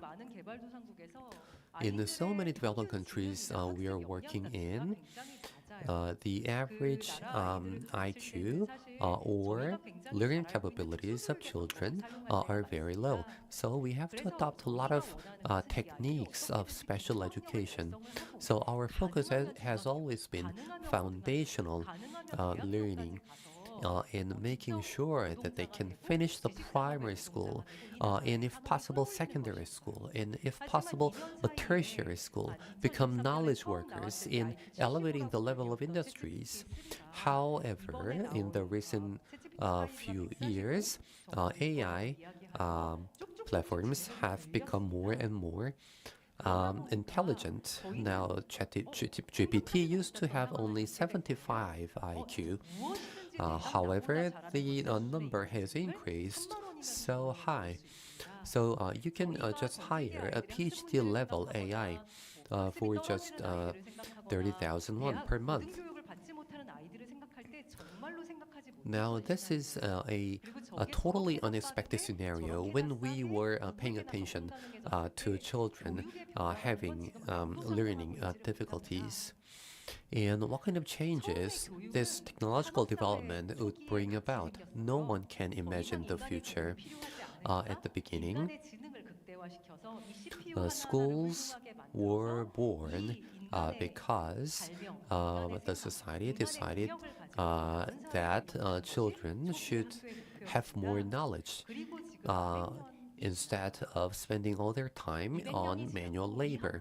Now, 200 years fast forward, and this model of school is not effective any longer because we have already entered an era of intelligence, not industry. So what kind of learning do these children need? Should we teach them different things? Or should we take a different approach? We were trying to solve this 100 years of gap, but our efforts were blown away by that one pandemic. And can we really narrow the gap with this AI technology? Can children in developing countries really advance in their lives with this kind of technology? So many developing countries in the world still don't have access, stable access to the internet. For them, all of these rosy talk about AI and the future is quite unfeasible. First of all, in this era, children should learn how to be curious and understand what it's like to learn new things. And only after that, they can ask questions to AI and use that as a tool. So what should we do to allow them to be able to do that? Maybe this video has a clue.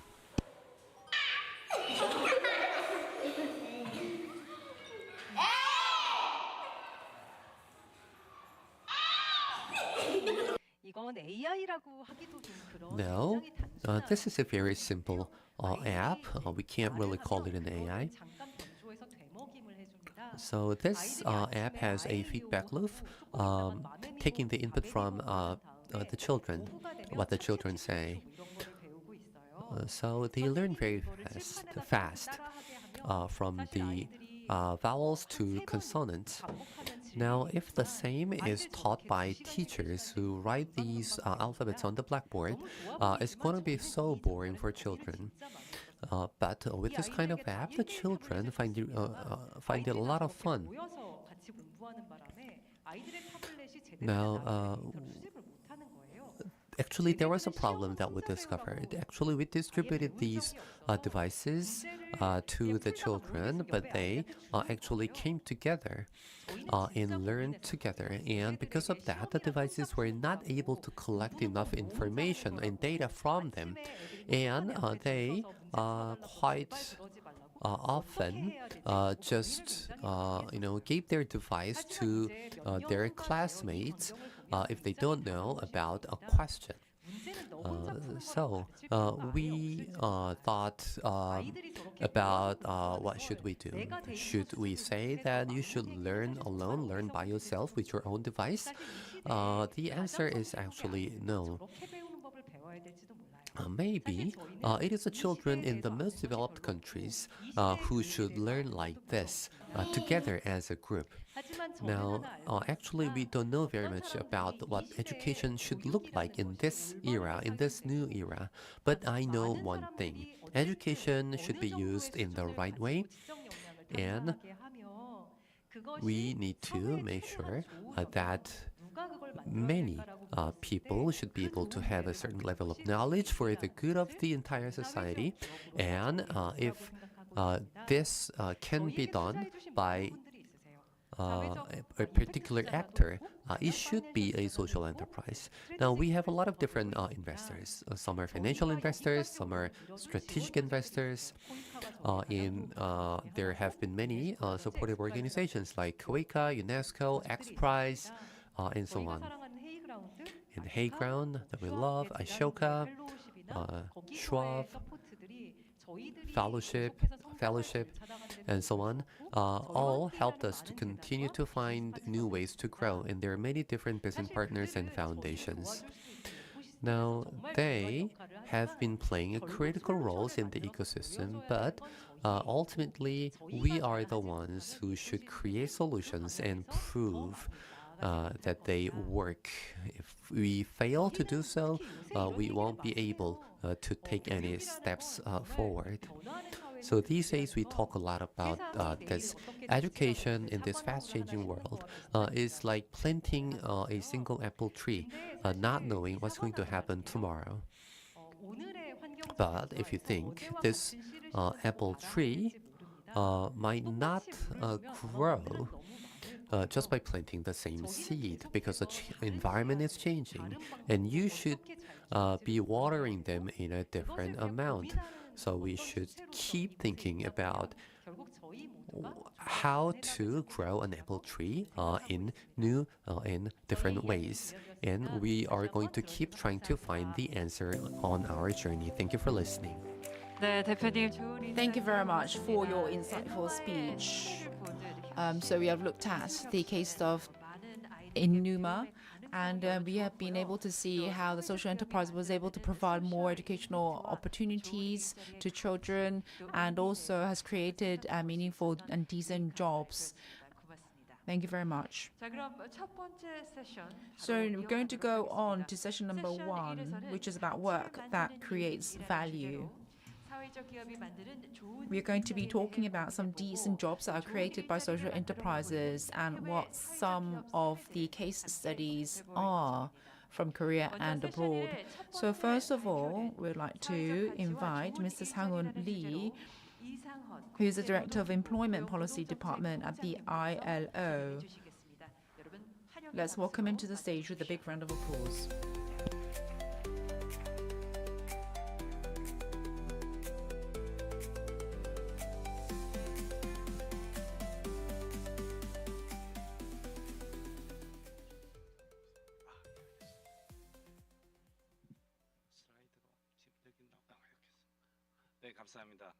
Thank you very much, everyone. I work at the ILO. I'm the Director of Employment Policy. My name is Sang-Hoon Lee.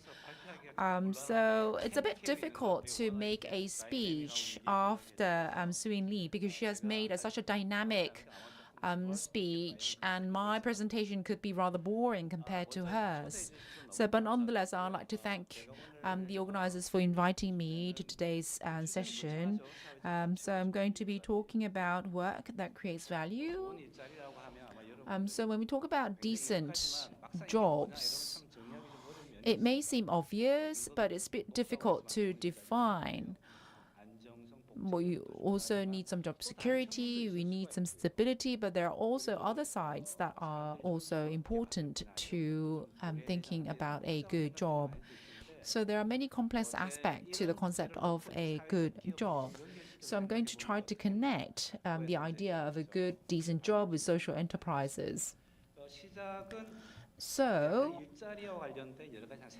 there are three perspectives on jobs, and I think I need to talk about this first. And then that will lead us to the social value of good jobs, and then I'm going to try to link that with the social enterprises and what implications there are. So I've been talking about the three perspectives on jobs. The first perspective is from Belgium. I'm not sure if there's anybody from Belgium. There is a small industrial city called Serang in Belgium. And this city became rather famous because it was the background to the film called Rosetta, which was the winner of the Cannes Palme d'Or in 1999. It's actually most beautiful but most boring film I've ever seen. And basically, it's about youth, a young woman struggling to survive despite the unemployment and poverty. And so Rosetta is struggling to survive day after day, but the society and the market are of no use to Rosetta, and she tries to commit suicide at the end. But what's surprising is that this film won the Cannes Prize, but then Belgians were really shocked because this kind of woman was living in their country, in Belgium. And so then the Rosetta law was implemented, but there are already many youth like Rosetta who had already suffered and had fallen before the film and the law. So it basically shows what happens when the market fails, when the laws are too belated. There are gaps, gaping left by the market and the public sector, and what we are going to do about that. The second perspective is rather different. It's from a place called Marienthal in Austria. And there is a very beautiful town. I don't know if any of you have had a chance to go to Marienthal. From the 1930s, there have been huge unemployment. It suffered, but then it had remembered the shock of unemployment.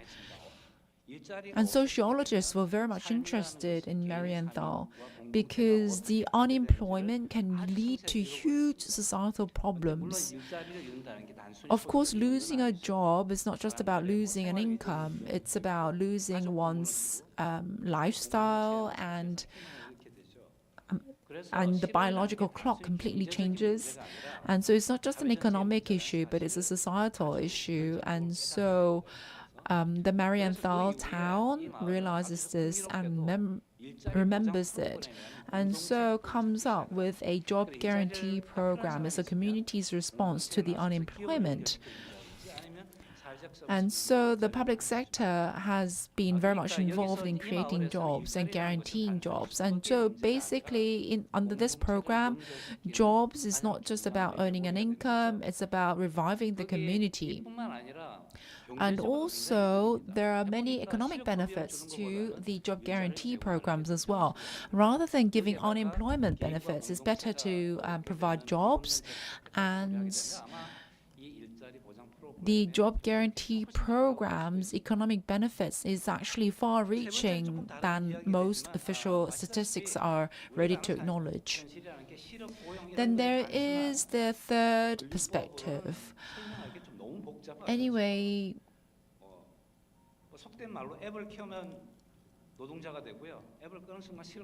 so there are now many complexities to jobs. So there are platform workers. If you turn off your app, you're not a worker. If you turn on your app, then you are a worker. And so you have these Tanzanian workers. When they're at home, they are unemployed, and so they come out into the streets. Then they find employment, but the income is very, very small, and the working hours is very, very short. So they are not really recognized as workers. And so there are many various issues. The boundaries between employment, labor, and unemployment are all blurred. It's really difficult to tell whether they're employed or not. And so you have these delivery riders in Korea who are working 10 hours per day, but they are categorized as self-employed. And so they are not really recognized as workers. And you also have the Tanzanian youth. They are also working many hours per day, but their income is very, very low. But they are near unemployment. And statistically, all of these workers are categorized as employed. And so they are employed and they are in the statistics, but they are not earning enough to be able to sustain their lives.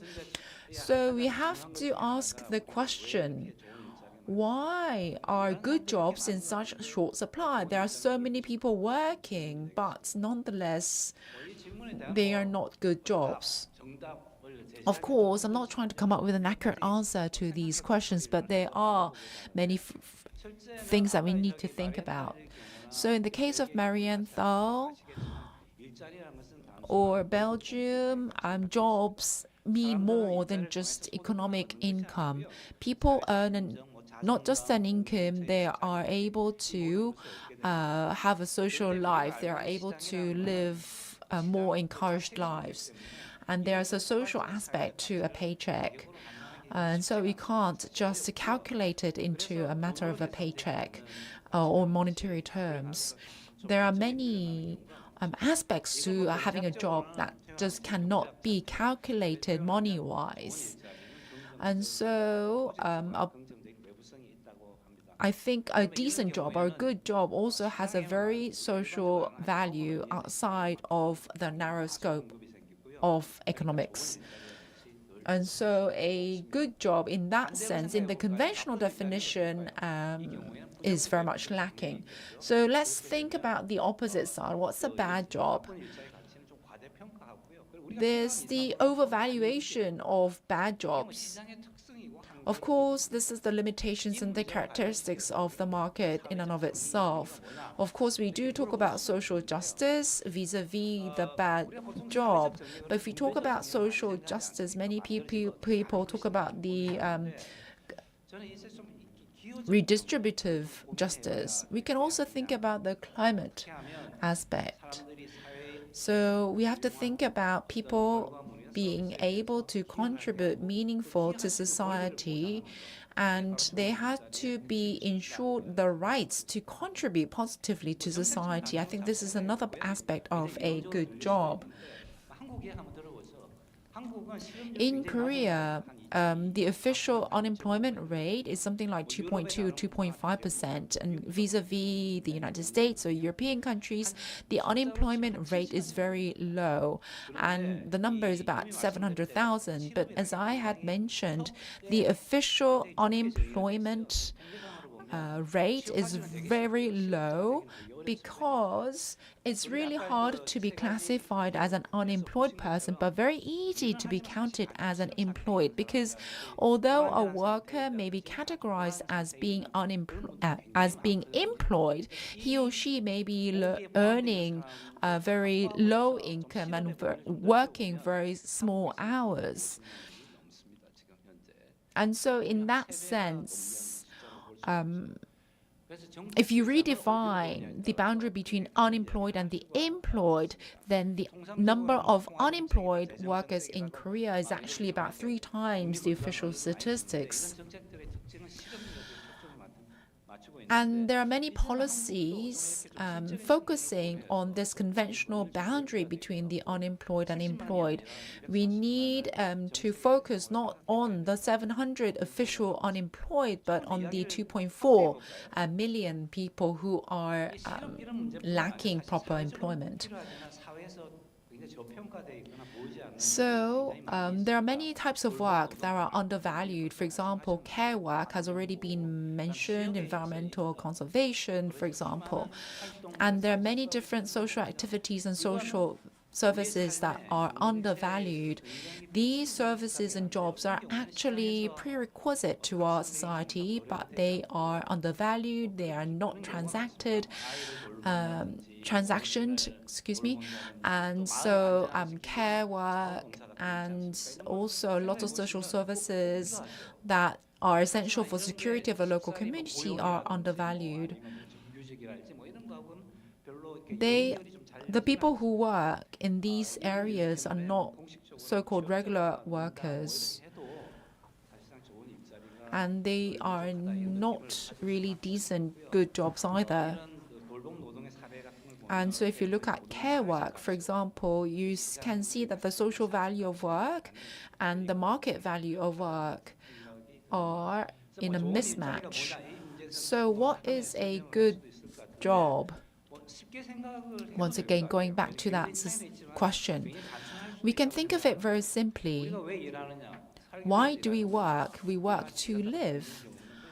And so we should not die working. That means that safety is very important. And also we do need to be able to have a fair and secure income because we do have to live by working. We also have to be able to contribute to society, whatever we are doing. We should not be discriminated because of the job that we perform. So we have to be respected. And last but not least, all the work on the ground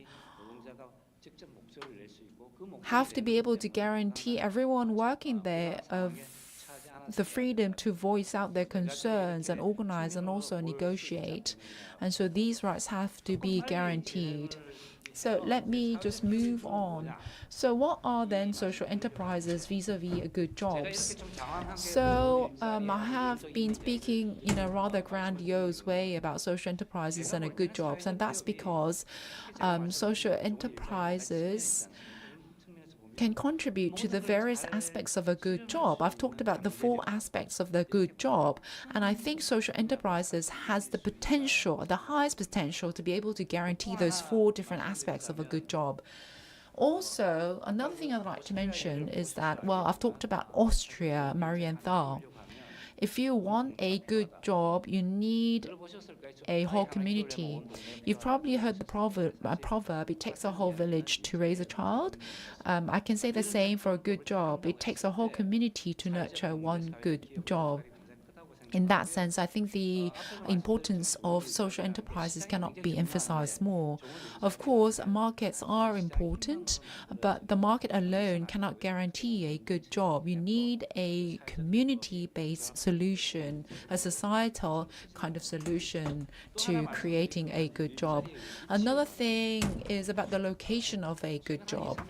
Recently, for about 20 to 30 years, because of globalization, people have falsely realized that if a job can be created, then you can just move the job elsewhere.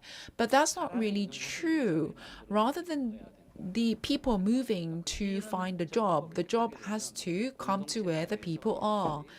And so I think in that sense, once again, the social enterprises have a very important role to play in the location of jobs.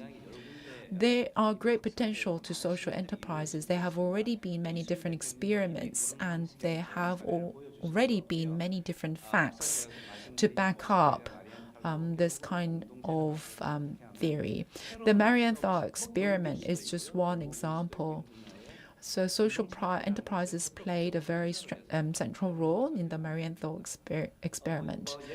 Another example would be the southern Italy. There is a place called Goel.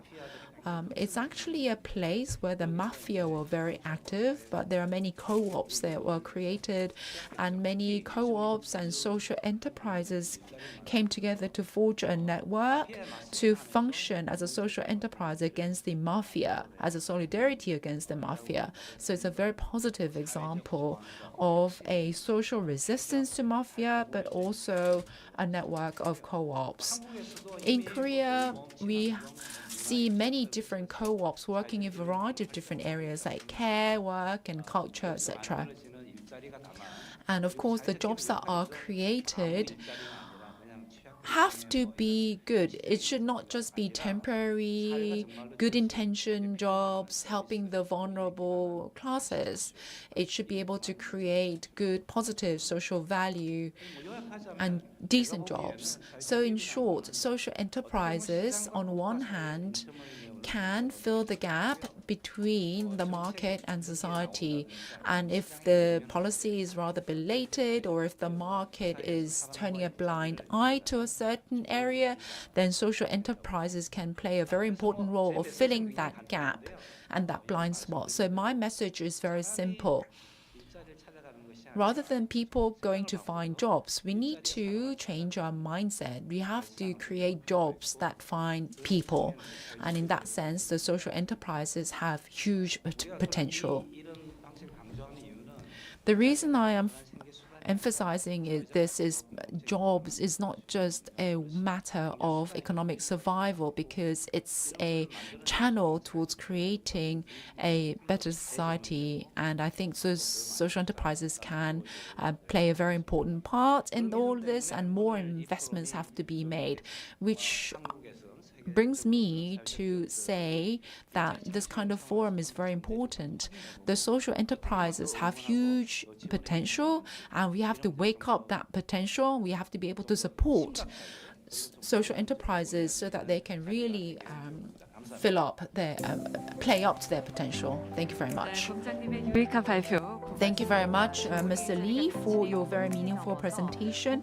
You've talked about how jobs can go beyond the conventional economic definition to connect social values and contribute to society and community. Thank you very much. 넘어가 보겠습니다. We're moving on to the second presentation. 그 이상의 가치와 즐거움을 통해 It's going to be given by the CEO of Alpgo Baker, Takagi Lisa, with a theme on creating a delicious and good jobs with the values and fun beyond cookies. 여러분 박수로 환영해 주시기 Please welcome her with a big round of applause.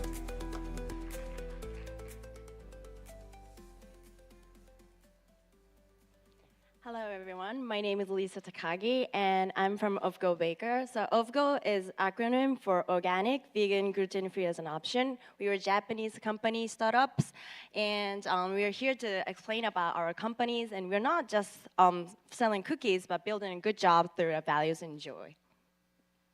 So let me introduce about myself. My name is Lisa Takagi, and I'm the CEO of the company. And I was joined as CFO in 2021, and I stepped into CEO in 2023. And I used to work for Bank of America Securities, so it was really different background, so a financial background. I worked there for 5 years as an investment banker. So I was mainly specialized in business strategy and finance.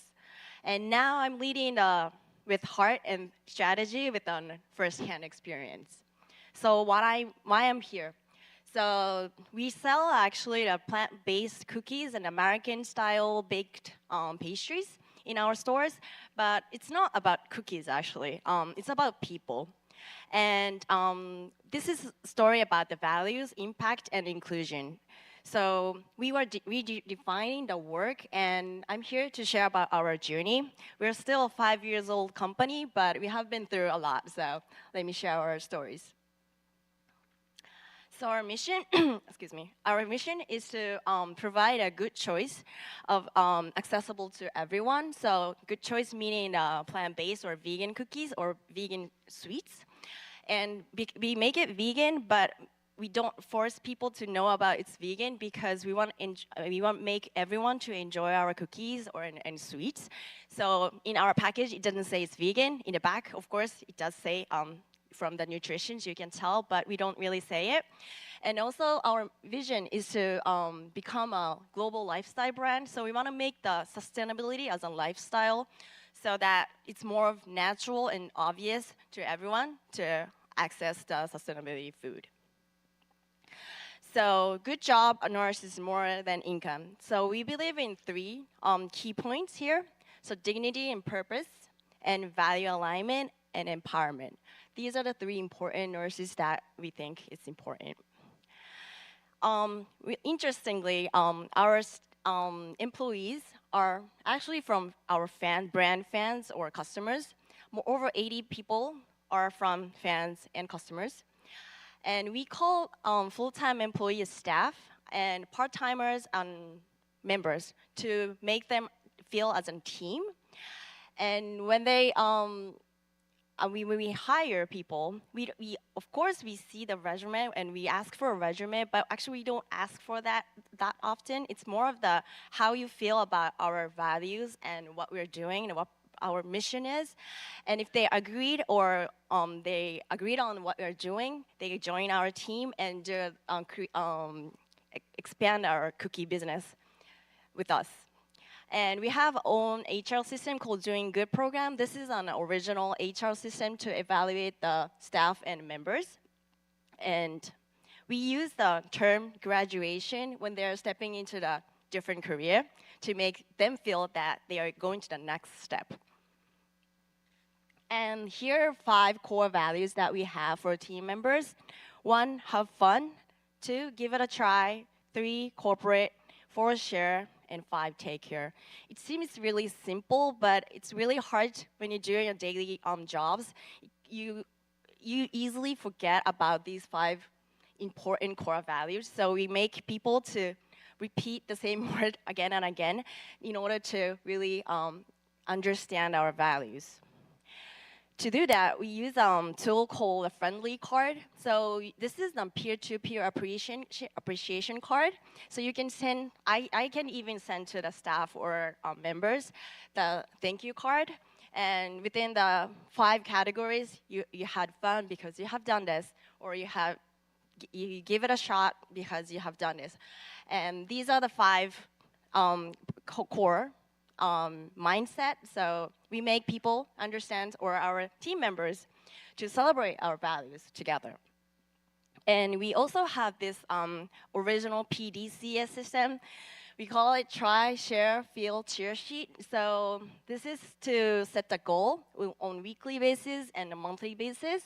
And we track the actions that they have done. They try to do the weekly to-dos. And also we reflect on how they have done with their actions. And we cheer them, so if they're successful or not successful. And we use this because it's encourage self-driven growth and make the members or staff members to really think about what you're doing on a daily basis with the 5 categories that I have just mentioned. But still, the growth meta culture is really hard to maintain. So when the team gets growth, it's really hard to maintain.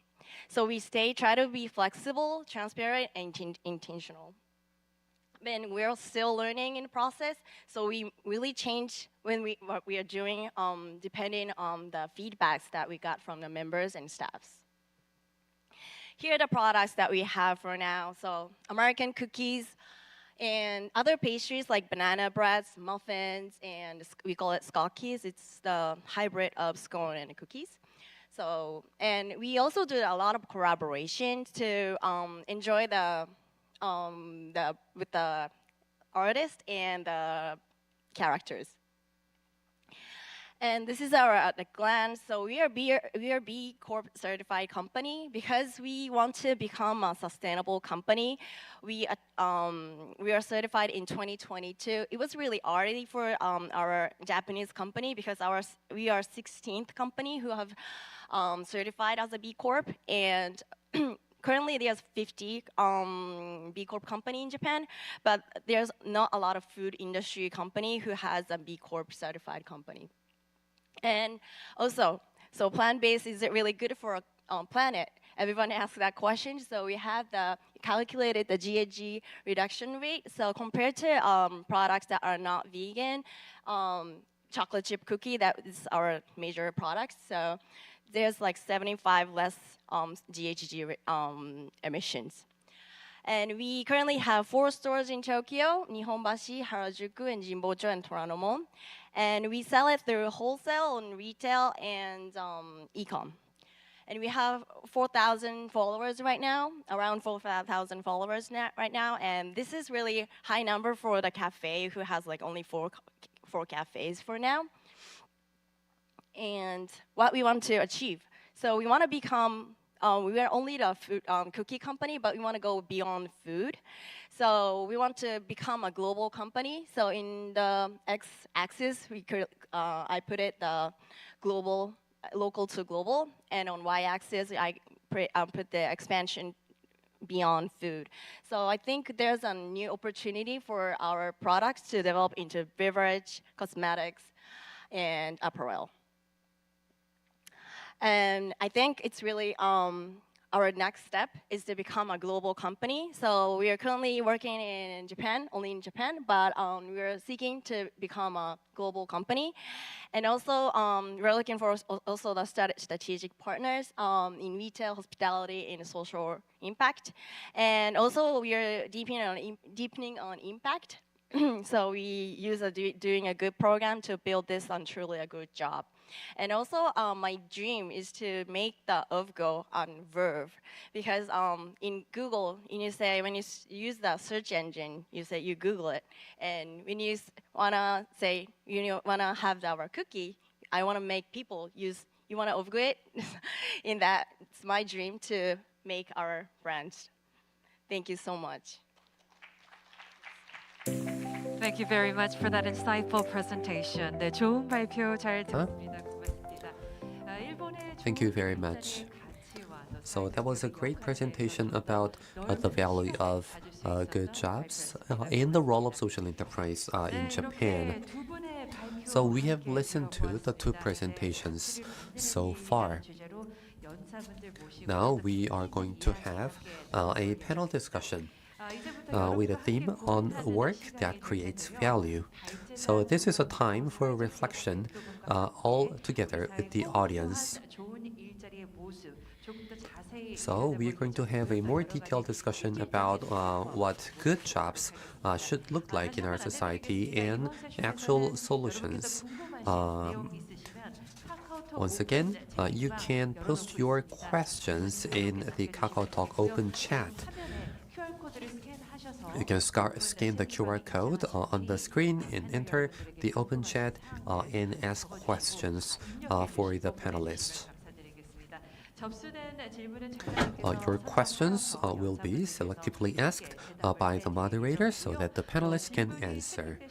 And for those whose questions were selected, we will give you gift coins for ice creams. And we are also doing a survey on the forum.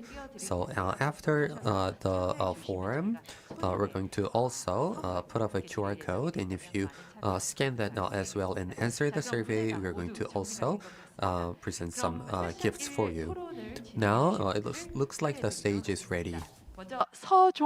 So first of all, I'd like to invite Chong-Sik Seo, who's the Enterprise Growth Division Chief Director of the COSEA, Sang-Eun Lee from ILO, Lisa Takagi, the CEO of Go, and Yoon Shin, who's the founder and co-CEO of Zero Space. Please welcome them to the stage. Up to the stage for the panel discussion for session 1. 여러분 박수로 Please welcome them to the stage with a big round of applause.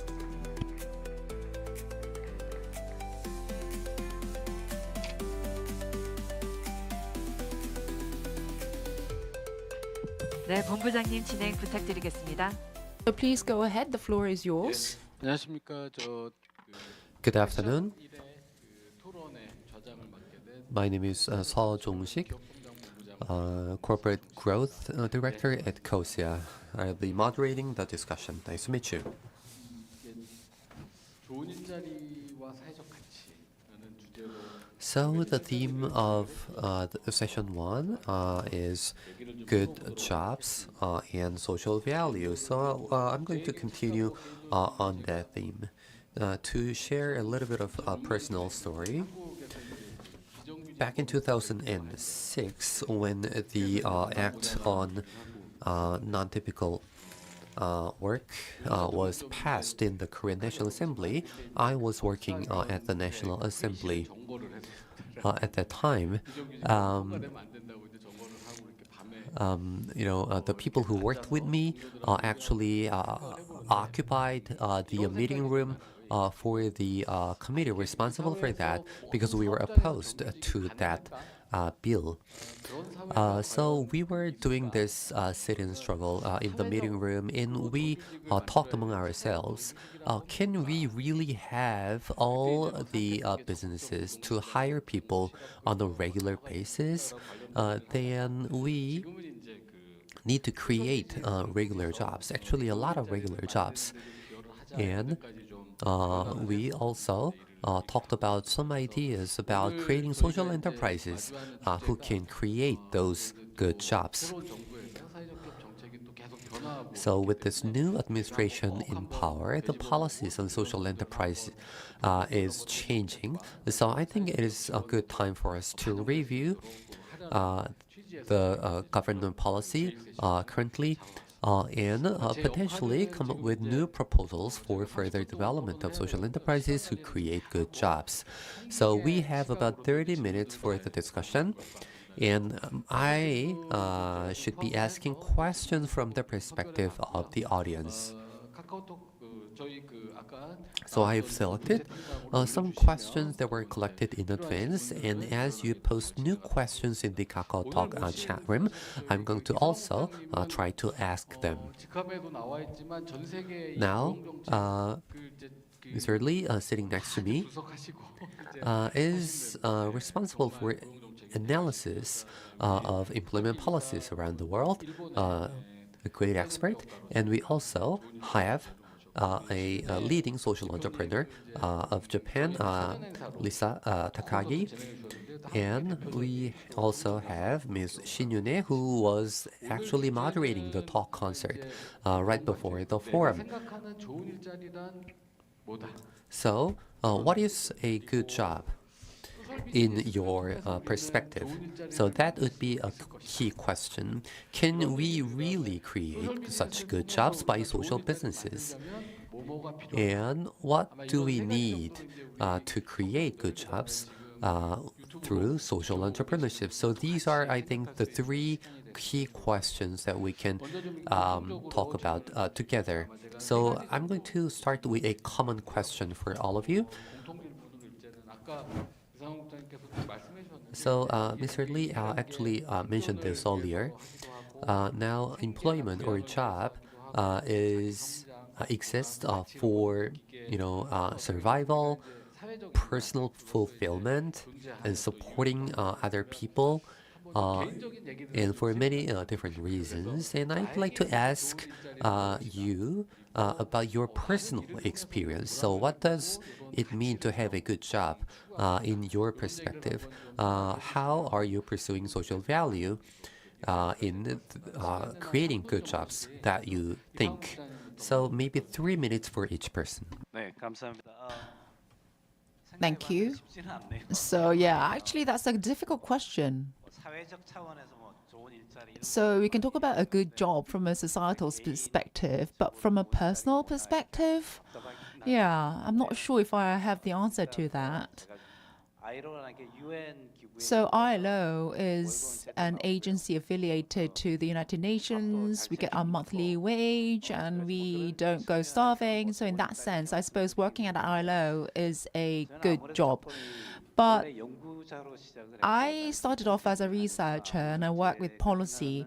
So when I think about a good job, the most important factor would be, if I have a good policy idea, am I able to realize that to the betterment of the working people? Can I contribute to the working people? So that would actually be the most important factor. So that sounds rather grandiose, but yeah, it's a bit embarrassing to say this, but actually, international organizations are very bureaucratic. It doesn't like change. It likes status quo. It doesn't like to do new things. And it just wants to stick to the conventional methodologies. So there are many limitations and restrictions of working in an international organization. But nonetheless, if an individual is nonetheless able to push forward with his or her idea in this kind of bureaucratic organization, that I think will be a factor of a good job. And in that sense, I've been lucky to be endowed with that kind of a job. And we have many young people, and hopefully the younger generation will be able to benefit from that kind of good jobs, which is why I'm focusing and researching a lot on jobs for the younger generation. 예, 고맙습니다. Thank you very much for sharing. 설명하셨던 그 기여적 일자리 So, as we mentioned earlier, you feel it to be working on a contributory job, and you want the young people to have the same opportunity, right? So, moving on to Lisa. Thank you. Sorry, I'm answering in English. So personally, I think the good job is for me is challenging a new environment is really grow my mind, and there's a lot of things to learn. So I really like from personal experience, challenge is a really important factor as in a good job, and also learning from others is also important. So I used to work in finance, and now working in a different industry, that people who are working with is really totally different. The way they think, the way they process the project, and so everything is really different. The way they talk and the wording that they use is sometimes different. So I think it's really important to learn the new environment. And so for me, it's really good job. It's a really challenging environment. And in terms of the good job as a company, I think our company is a purpose and mission-driven company, and we want to make the sustainable to really achieve a sustainable lifestyle using the cookies and American bakes.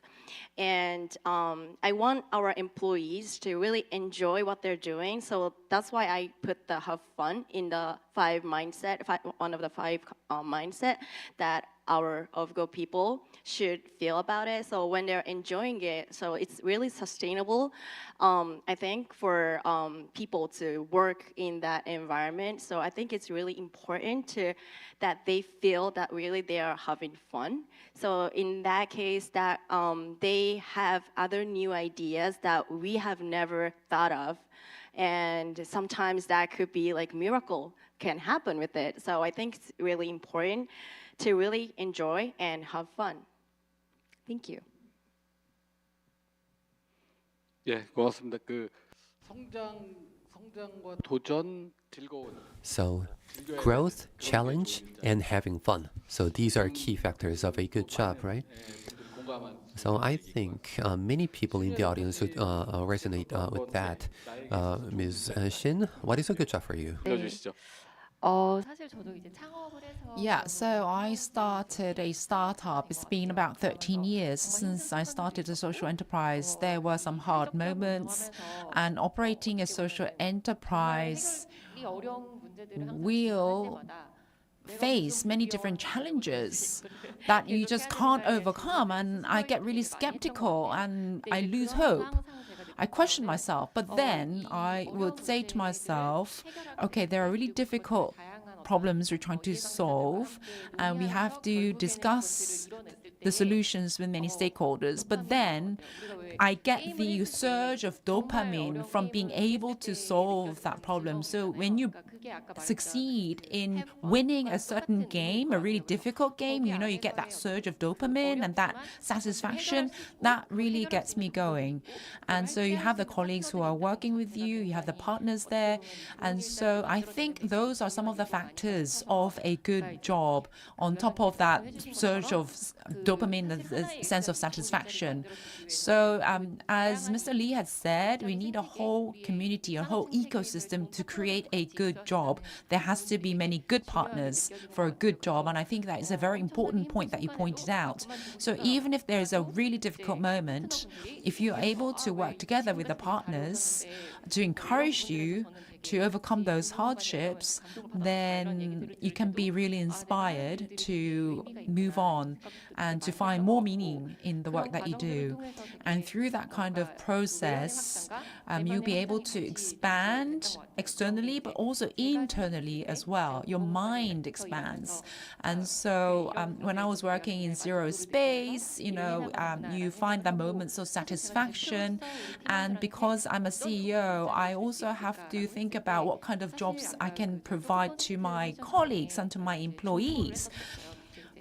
So I had a Zoom call, and when we were preparing for this, and Anna talked about 우리가 해결하고 있는 the social enterprise being a safe space, because there are so many challenges that we're trying to solve, and then when you face those challenges, you may fail, you may suffer, you may feel frustrated, but if you feel safe enough to fail, if you feel it okay to fail, and if you know that you're going to be supported nonetheless, then you feel confident. And I think that can be provided by the social enterprises. So I also want to be able to provide that kind of safety and security to the people who work in my companies, and also to be able to create that kind of flexibility to be able to do so. 예, 고맙습니다. Thank you. 안전지대 So yeah, you've talked about the safe space and the sense of security, which I think were quite important and very pertinent. 사실 이제 개별 질문을 좀 드리려 했는데 지금 So I wanted to move on individual questions, but Ms. Jean just talked about all the questions that I prepared, so I think I can skip that. So Ms.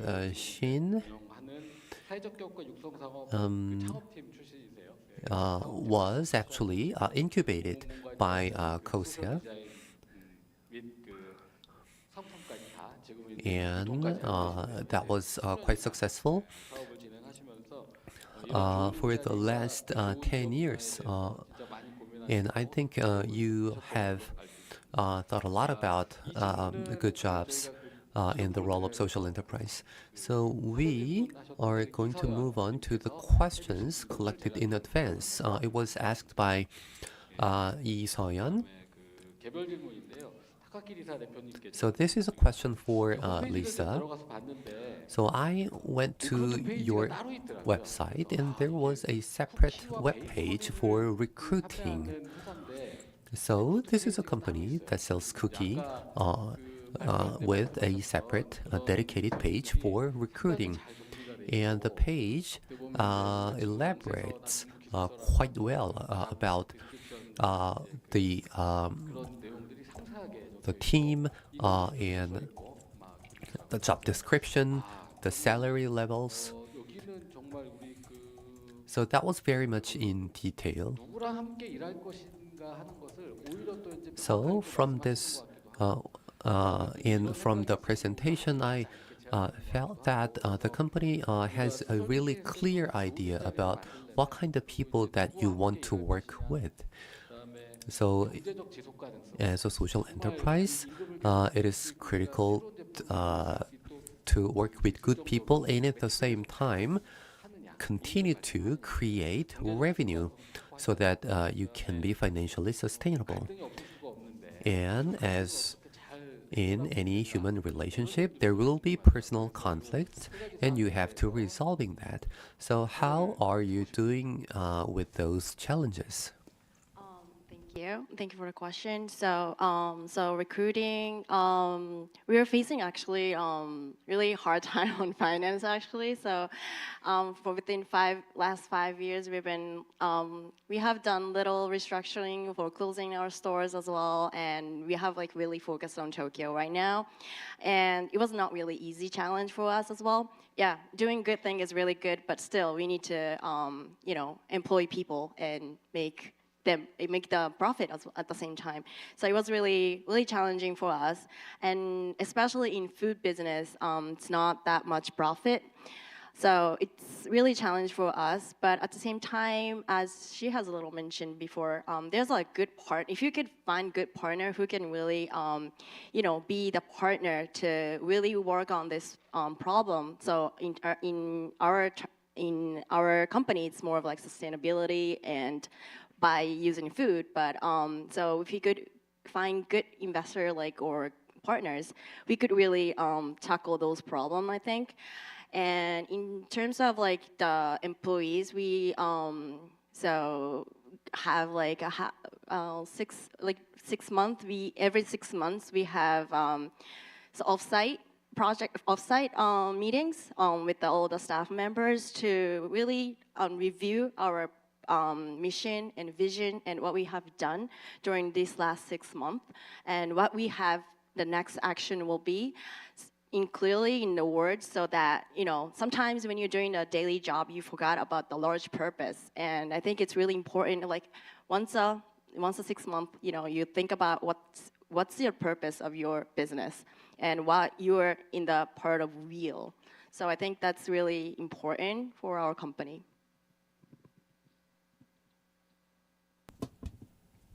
예, 고맙습니다.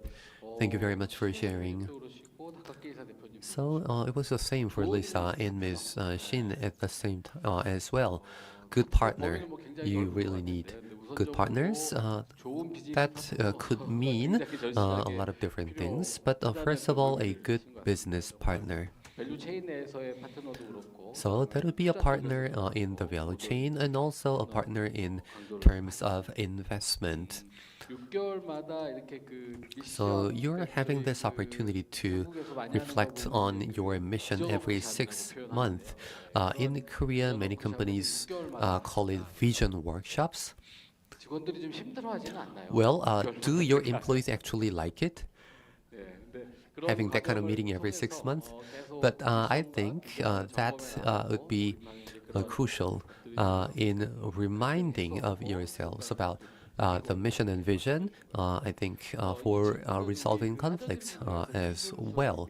Now, this question is from Lee Junsu. 예, 그 이상훈 국장님께도 좀 So this question goes to Mr. Lee Sang-han. 그 광화문 교보문고에서 이제 발견을 하고 Now, actually, I found this book in the huge bookstore in Gwanghwamun, Gyobomungo. 저도 이제 일자리와 관련된 So your book about 계속 관심이 jobs, and I was personally interested in the theme of the book. And I thought that this kind of book should have been published 20 years ago. So that was a really eye-opening moment for me reading the book. And the book was explaining the difficult issues in labor economics in an easy way for the public. So at the end of the book, it says, 다룰 수 있는 분야다. job creation projects in the level of community can be done very well by social enterprises. 우리 새 정부의 And we should create a new narrative of alternatives. 굉장히 강조돼요. So these phrases were what caught my attention. Now the new administration is focusing on creating social value and creating jobs in local communities. And I think this was also mentioned in the talk concert. So the question is, 우리 사회에서 사회적 기업들이 큰 역할을 했으면 in Korea, social enterprises have done a lot of huge roles, but there are some pain points or criticisms that they lack economic independence or financial independence. They have low productivity, and these criticisms really shape the policies in the previous administration, and that was a blow to many social enterprises.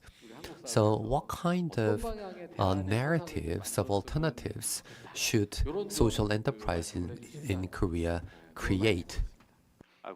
본부장님이 더 잘 아실 것 같아요. You probably know better than I, and it's a bit awkward for me to answer that question, but I would say that it is indeed a very important theme. But before that, there have been lots of criticism towards the social solidarity economy. There's been a lot of public investment into the SSE, but the ROI has not really been sufficient. But that really depends on how you evaluate the gains. But there is a structural aspect as well, because the social economy should be based on the local community. So we need a strong local community for social enterprises to be able to root down. But then if you go to those communities, of course, all the intentions are very good, but the local community may not exist or it may be very weak. The social solidarity economy is about, the solidarity, and of course, there are many activities being performed to overcome those challenges, but there have been some inefficiencies. So that's one thing. The second thing is that Well, I'm not saying the governmental support is too lacking, but I would say it's too short a term. So these kind of initiatives like social enterprises and SSEs take a long time to develop. And social enterprises have to be there long term. The employees have to become professionalized and have to work long term. So they have to be there for 5, 10 years. But sometimes the governmental financial support is too short a term. So if there is to be a support for social enterprises, first of all, the demand and the needs of the local communities have to be analyzed first, and the investment or the support has to be more longer term. I think it would help if we study into how local communities organize care. Care in and of itself is something that has to be very hands-on. People have to be there to provide the services. The service provider and the service recipient have to be there and have to be in contact with one another, and it's very local based.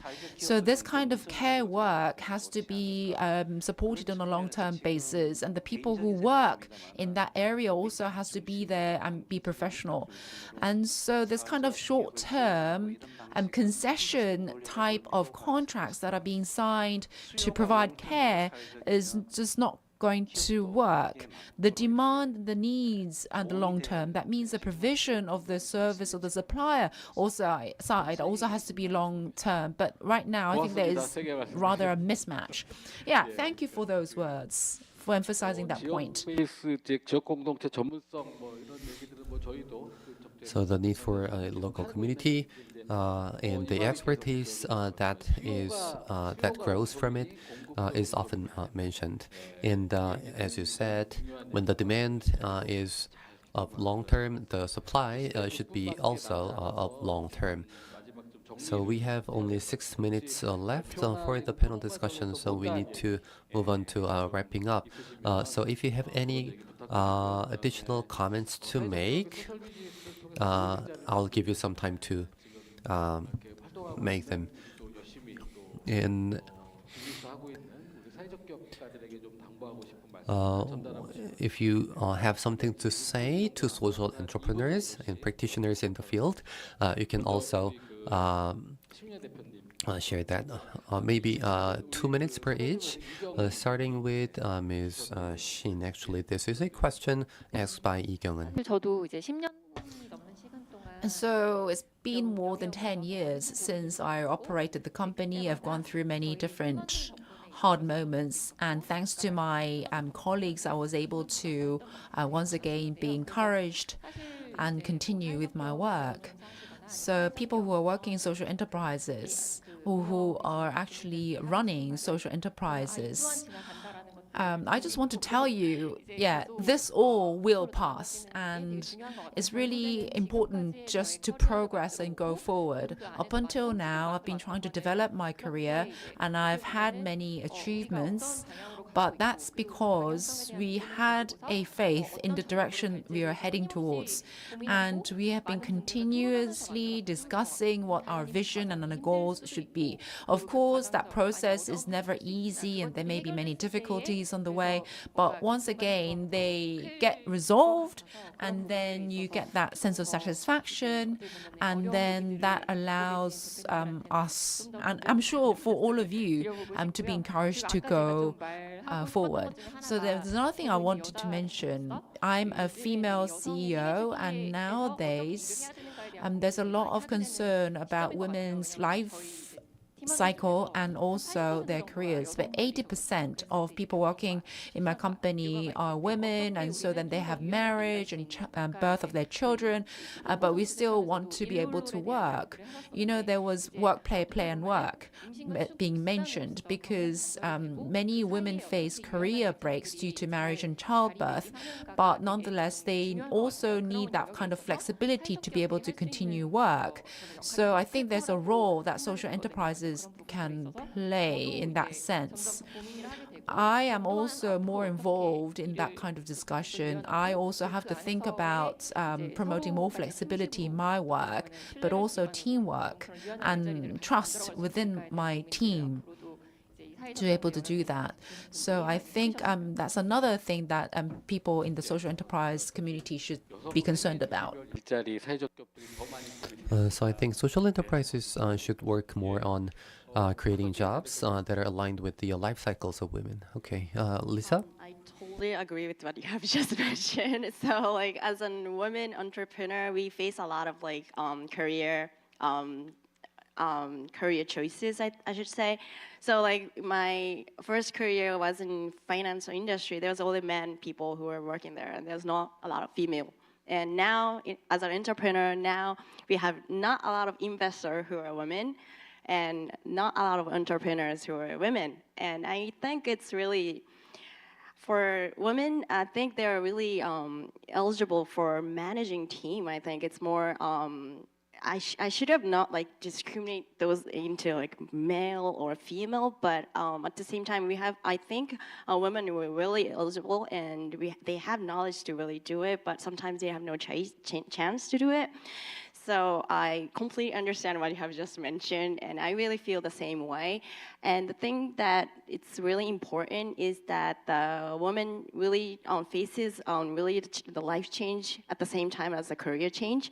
So I think it's really important to have the choices for those women and keep them, keep that the choice that they have right now, and after that their lifetime career changes and they still have the same chance or choices. It's really important. And yeah, I was kind of shocked. It's really I agree with what you have just mentioned. So I think this is our as a social good company, we have to give this message to the younger generation and make them feel comfortable of working in this environment.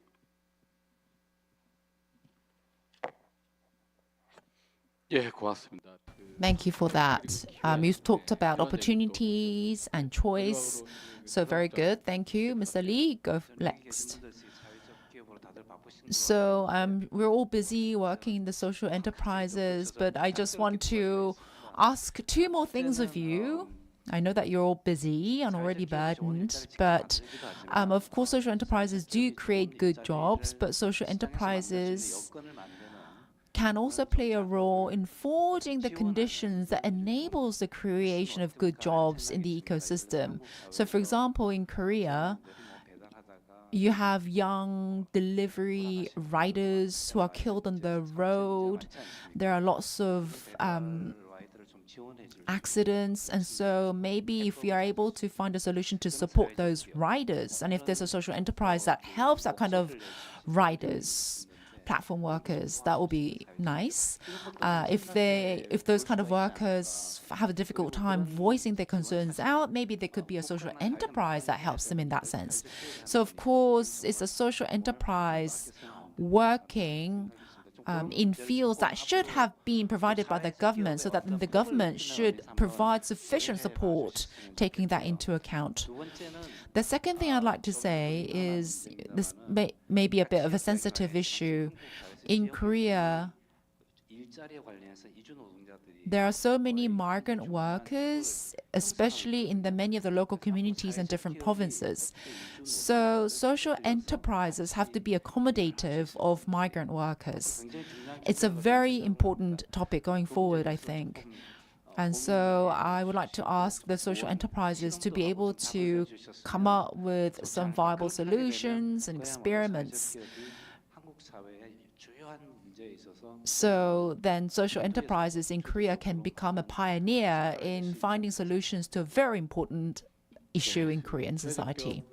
Thank you. 기워커 우리 이제 그 플랫폼 노동자들에 대한 So it was about gig workers, platform workers, and migrant workers. 노동통합 사회적 기업의 중요성이나 So I think one of the best 현장 오픈 best thing 채팅방에도 that social 많은 enterprises can do is work integration. So that's another challenge for the future. So the questions, I think, were quite academic. So I tried to put together some of the questions I collected in advance. So these are the names of the ones who will be given special gifts. 미처 이제 질문에 포함하지 못했던 거는 제가 좀 소화하기 어려운 And 좀 if your question was not 난이도 있는 selected, 내용이었다. please understand that I couldn't fully understand and grasp for this limited amount of time. So as we are running out of time, we are going to wrap up the discussion. 고맙습니다. Thank you very much. 네, 세션을 훌륭하게 진행해 주신 Thank you 좌장님, very 그리고 much, 소중한 Mr. 인사이트 Saw, 공유해 주신 우리 for 패널분들께 the 다시 한번 moderation. 박수 And please 부탁드리겠습니다. give 고맙습니다. another big round of applause for the 네, panelists. 가치를 만드는 일을 주제한 세션 1 토론 So 여기서 마무리하도록 that was the end of the 가치를 discussion in 만드는 일, session 성격의 1 on the theme of the work that creates 자, 그럼 values. 저희 휴식 시간 앞서 잠시 안내 말씀드리도록 So, 하겠습니다. 이번 포럼에서 before having a 여러분의 break, let 적극적인 me 참여를 위해서 make 사전 an 이벤트 announcement. 준비했습니다. We have 등록을 완료하시고 an event for your active participation. You can scan the QR code here on the screen, leave your name and phone number. If you made a pre-registration, we're going to have a lottery event for 80 people who will be given gifticons. Now we're going to have a 10-minute break. And we will start the next session at 5.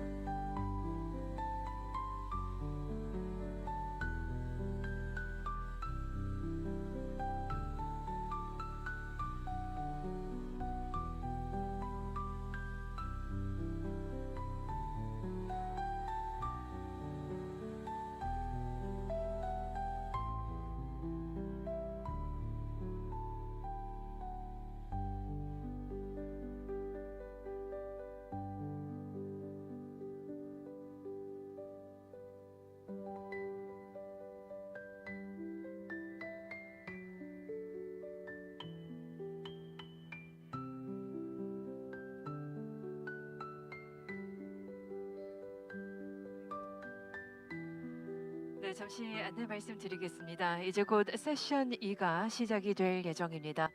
So we're going to start session 2. I'd like to ask all the participants to come inside and take your seats. 또 오늘 원활한 행사 진행을 위해 And 소지하고 계신 I would like to ask all of you to turn off your mobile phones or transition it to silent mode. We have simultaneous interpretation today. Please get the receiver from the registration desk and turn to channel 1 for Korean and channel 2 for English. And please remember to return the receivers to the registration desk after the event. The SELF 2025 will be entertaining questions through the KakaoTalk open chat room. So please scan the QR code and enter the open chat room. And if you have any questions, please post your questions there. The moderator will review and select some of the questions to ask during the actual sessions. And if your question has been selected, you will be able to receive a gift corner, a gift voucher.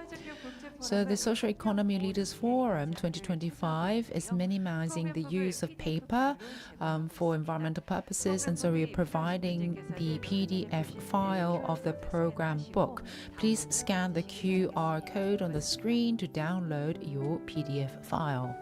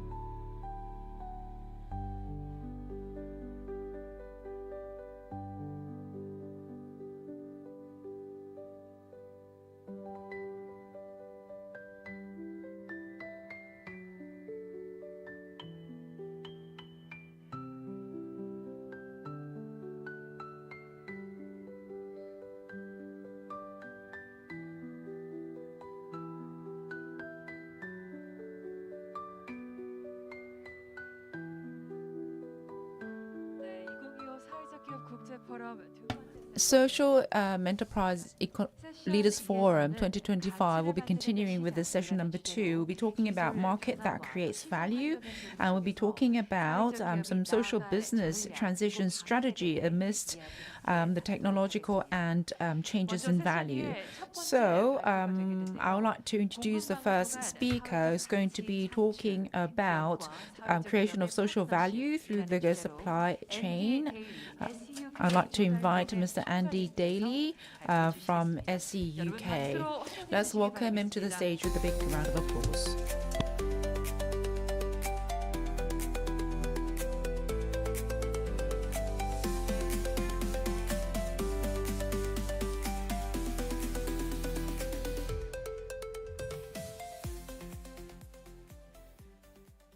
Hello, good afternoon. Thank you so much for inviting me here. Thank you to Corsair. Thank you to all of the organizers and sponsor. It's my first time in Korea, my first time in Asia. It's a real pleasure and privilege to be here, and thank you for the hospitality. I'm enjoying Seoul very much.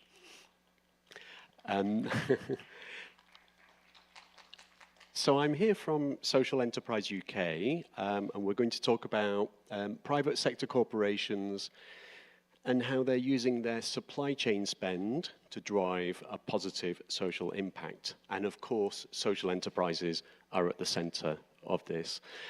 First of all, a few words about who we are. Social Enterprise UK, we are the national body for social enterprise.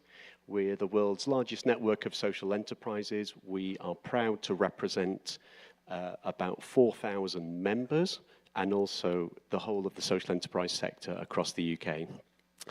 So we are the voice for social enterprise.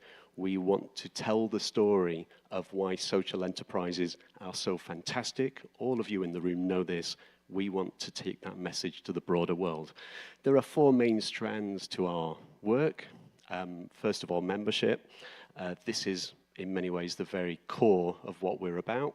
We only exist because of our members. We have about 4,000 members. Social enterprises, we welcome these into our membership. We certify them. We have certain criteria that we check. If we're satisfied that they meet those criteria, we welcome them to our membership, and they can say that we are certified social enterprises. So that's the first strand. You've also got our evidence work, which is really important. So our research team works really hard to pull together data and show exactly what is so great about social enterprises, what makes them different from other businesses, how they operate, where they operate, who they employ, etc., etc. Our influencing work is really important. We want to try to influence government, whether that's central government or local government, to, again, try to make the case for social enterprise. And market building is what I'm going to talk about. That's what my team work in, especially with the private sector, also with the public sector as well. First of all, how big is the sector? We estimate that there are about 131,000 social enterprises across the UK, about £78 billion turnover. That's probably about 100 billion US dollars. Not very good at converting. Over 2 million employees. That's about 5% of the total workforce. So we're really proud to see the size of the sector. It's growing really, really strongly. We're proud also to be part of a global movement. Again, it's so fantastic to see what's happening in Korea. Our research suggests there are about 10 million social enterprises across the globe. So it's really great to be part of a global movement. What do we do when we talk about social enterprises and their impact? We really focus on 3 things. We focus on their economic impact, their social impact, and their environmental impact. And this is where our research team really comes into its own. They will talk about how many social enterprises last year grew their turnover, how many of them made a profit, how many of them, I really love 68%, this one. We were talking earlier, what is the value add of social enterprises? Do we sometimes have a problem talking about the value that they have? For me, innovation absolutely is something that social enterprises are excellent at. 68% of social enterprises developed a new product or service in the last year. We know that this is higher than the rest of the business community. In fact, large corporations often tell us, we are not good at innovation. Social enterprises are good at innovation, so they outsource it to our sector. So that's a real value add that we can talk about. In terms of the society and societal impact, look at those numbers on leadership teams. We've had 2 fantastic female leaders already. More than half of social enterprises have leadership teams that are at least half female.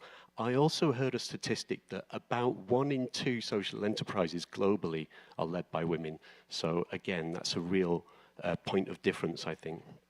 I also like the 84% social enterprises said they were a real living wage employer. This is, in the UK, we have a minimum wage level. We also have a living wage level, which is higher. So this comes back to dignified work. What is strong work? 84% were paying that higher wage level, which is fantastic. And then the environmental impact, 83% of social enterprises really live their environmental impact through how they spend money. So they prioritize environmentally and socially friendly products, greenhouse gases, core mission addressing climate change. These numbers really help us when we're talking to government, business, or consumers about how strong social enterprises are. I get very excited when we talk about procurement. A lot of people find that quite a boring subject, how businesses go and spend their money day to day. I think this is a really, really interesting area. And what we call social procurement, proactively working with social enterprises. I always talk about the innovation, the diversity, and the sustainability that brings into a supplier base. Some of our private sector partners tell us, I love social procurement so much, I wish I'd known about this when I was younger. This really gives meaning to my work. So I think it really does touch on those personal values. It's how you can connect your personal life and your professional life. In terms of our work at Social Enterprise UK and our timeline, we were founded in 2002, but since 2010, we've really been supporting some of the early movers in social procurement, some of the forward-thinking businesses. 2012 was a really important year for us. We talked earlier a lot about legislation. We helped to write some legislation called the Social Value Act.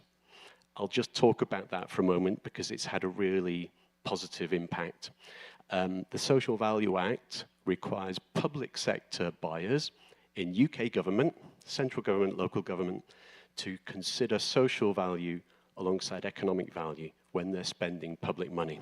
Now, this is really, really powerful because anybody across the public sector who wants to prioritize societal benefits, environmental benefits, they can point to this legislation and say, I'm going to use this, I'm going to spend taxpayers' money in a positive way. And that, of course, really helps to open up opportunities for social enterprises. In 2016, we launched our flagship program, our big program, the Buy Social Corporate Challenge. I'm going to tell you about that in a moment. That's the thing that we're most known for. We've also launched a couple more programs, including Buy Social Europe. We want to expand beyond the UK, so we're working with European partners as well now. But let me tell you about the Buy Social Corporate Challenge. Some of you may recognize the street there. That's where the Prime Minister lives in London, Downing Street. We launched our program there in 2016. The initiative has a bold ambition, is to bring a group of high-profile businesses together who are aiming to collectively spend £1 billion with social enterprises through their procurement. The word collective is really powerful here because the corporate partners that join our program, they can join a collective group. This lowers the risk. It means that they don't have to really put their neck on the line, if you understand what I mean. They want to be part of a collective ambition, so it makes it easier for them to get involved with us. You might argue there are some disadvantages as well around that, but it really helps to bring people to the table at least. Here are the partners that we've got at the moment. We've got some UK corporates, we've got quite a few multinationals there as well. All major sectors of the economy. You've got professional services, you've got construction, pharmaceuticals, technology, retail. So we're really pleased that we've got all major sectors of the economy represented there. Now, we said we wanted £1 billion spent with social enterprises through that procurement. Where are we? We've managed to have £656 million spent with social enterprises in the first 9 years. So that's probably somewhere around 900 US million dollars. So we're really, really pleased that we're seeing big, big numbers come through here. The other big, lovely number I see there is jobs. Yeah, so almost 6,000 jobs created at social enterprises thanks to these corporate partners spending money with social enterprises. So the numbers are really pushing in the right direction. We're really, really pleased with this. Now, why do these companies get involved? This is what they tell us, right? Every year we bring out a survey. We ask them, what is the difference when it comes to sourcing from social enterprises? So 100% said it supported their own business values. 88% said it had created external recognition. It's helping these businesses to improve their reputation. It's helping them to win new business as well. 94% believed it had increased supplier diversity. You can see lots of really fantastic benefits there. 76% talking about the innovation, so they are listening to us. Really pleased with that one. Now, on the social enterprise side, it's quite interesting because sometimes social enterprises are not so sure. Do we want to work with these big private sector corporates? Here are some of the big benefits that they said that came along. I'm going to turn around over here. 63% said that it actually helps them engage more effectively with corporates going forward. 46% it's helping them to recruit staff, of course. 50% said it's extended their range of products or services. So entering the corporate market is pushing these social enterprises to innovate more and to bring out new products and services. And of course, all of those fantastic social and environmental causes are supported as well with that trade. I was asked to share a few reflections for social enterprises on how they can grow in the corporate market. And I've just got about 10 or 12 tips there. Now, this applies to small businesses anywhere, I think, on the whole. But this is what our social enterprise members often tell us. They will often tell us, before you move up to working with large corporations, perhaps think about working with smaller and medium clients first. So build a track record with those smaller and medium businesses before you jump in and try and work with a big corporation. It's very complicated and bureaucratic to work with a big corporation. So start with the smaller ones. The second thing, invest in your sales team. You really do need a sales team which is going out there and pushing new sales. You need to dedicate time and resource to building leads. It will take you 12 months, 18 months, 2 years to make your first contact and then get a contract signed with these big corporations. You need to build that into your pipeline. Research the market, listen first, talk second. Yeah, people don't want to hear about your solution. You need to hear about their problem. Then you can tailor your pitch to what the client, prospective client wants. So listen first, talk second. Somebody once said, that's why we have one mouth and 2 ears. So probably useful to remember that. The next thing, sell benefits, not features. Again, we don't care what components go into your product. We want to know what benefits I will get as a customer. Make sure your messaging is clear, convincing. Lots of social enterprises struggle to give a really short, clear elevator pitch. Make sure you can say in one sentence what your product or service is about. The next one is really common. Lead your messaging with your commercial rather than your mission. Yeah, so really you want people to buy into your product or service first and then hear about your social mission. Marketing materials, feedback loops with existing clients, the best fantastic way that you can sell your organization is for your clients to sell on your behalf. So hopefully they can do that, get others to sell for you, and then network. So, I mean, just being at events like this, I'm sure, is really, really useful. But you really need to get out and network and meet lots and lots of people. You need to kiss 1,000 frogs before you meet your prince. Hopefully you've heard that one before. I was also asked for a few best practice examples, and I've just got 3 social enterprises to share with you that have been really successful in the UK with our corporate partners. Now, office supplies, so pen, paper, IT equipment, furniture. This stuff is not very sexy, but it's very easy to sell. A paperclip is a paperclip. These corporations don't really care. They only care about the cost. But if you can tell them that you're investing your profits into employability for young people in the UK and helping young women in low-income countries through microfinance, that could be the key differentiator. So they've been really successful in working with corporate clients, just selling basic office commodities. So that's the first one. The second one is called Waste to Wonder. They have a social and environmental mission, so it is about waste. It's giving furniture and office equipment a second life, and what they often do is they'll ship that to schools in other countries, over 1,500 schools in 44 countries have benefited now from UK furniture and equipment going over to those places and really helping those schools. And then the final one is Auticon. This is probably my favorite one. They're an international IT consultancy. They specialize in software development and testing. All of their consultants are on the autism spectrum, so they're autistic consultants. They often have high cognitive skills.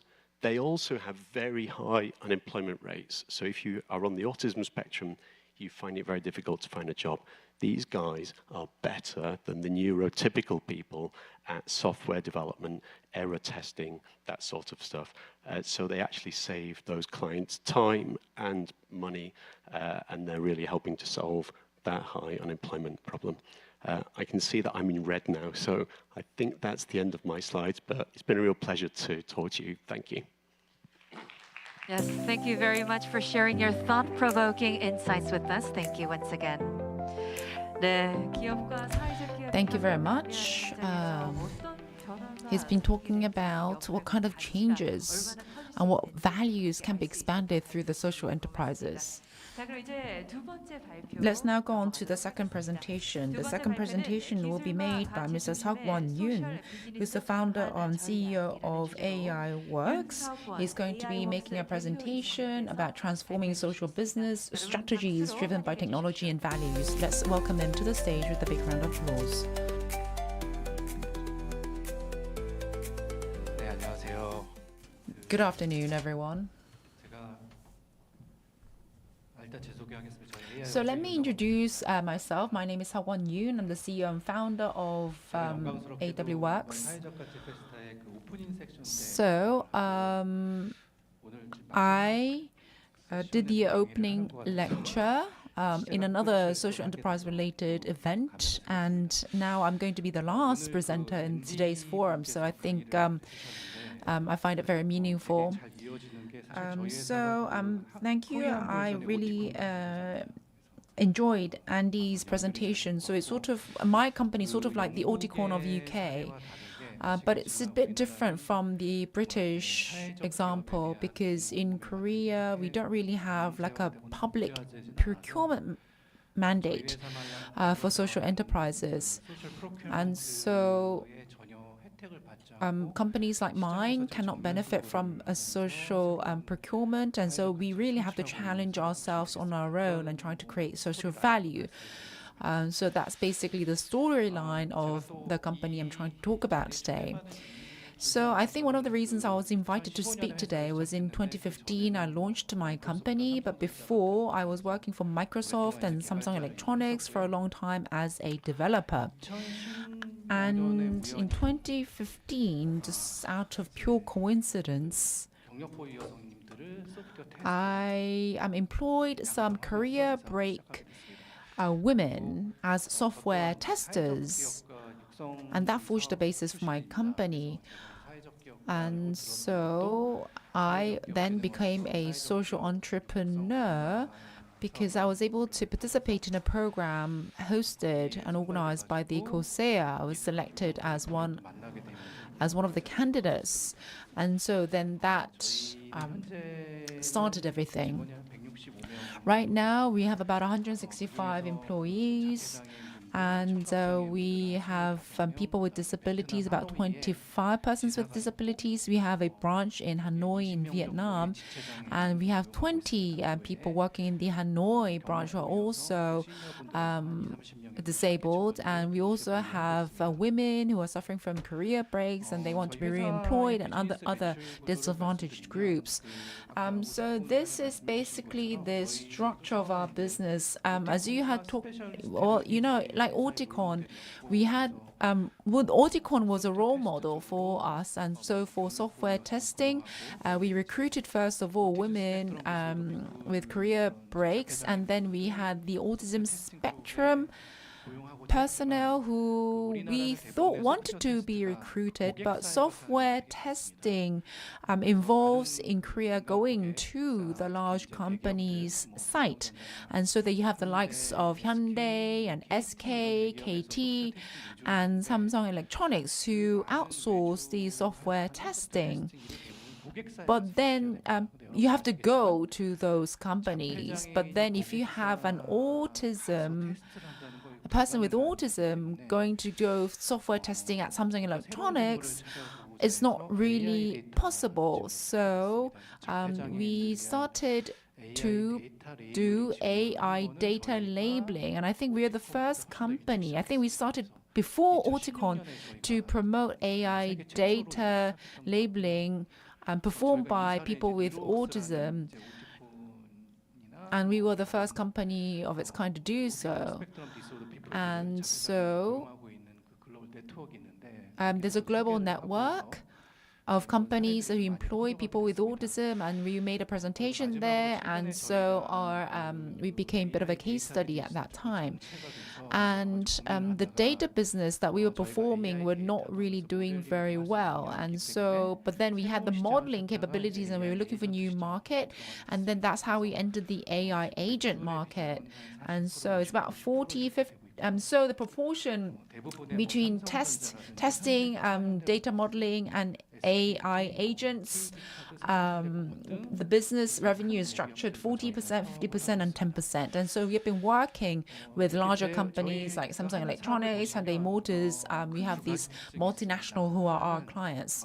So there are two characteristics, I would say. First of all, we have been targeting a very large market, AI market, and the software market is really growing very fast, and it's still growing. And so entering that market for us was an important strategy. The second thing is that we wanted safe clients, stable transactions. And so we focus more on B2B, to be on the safe side. And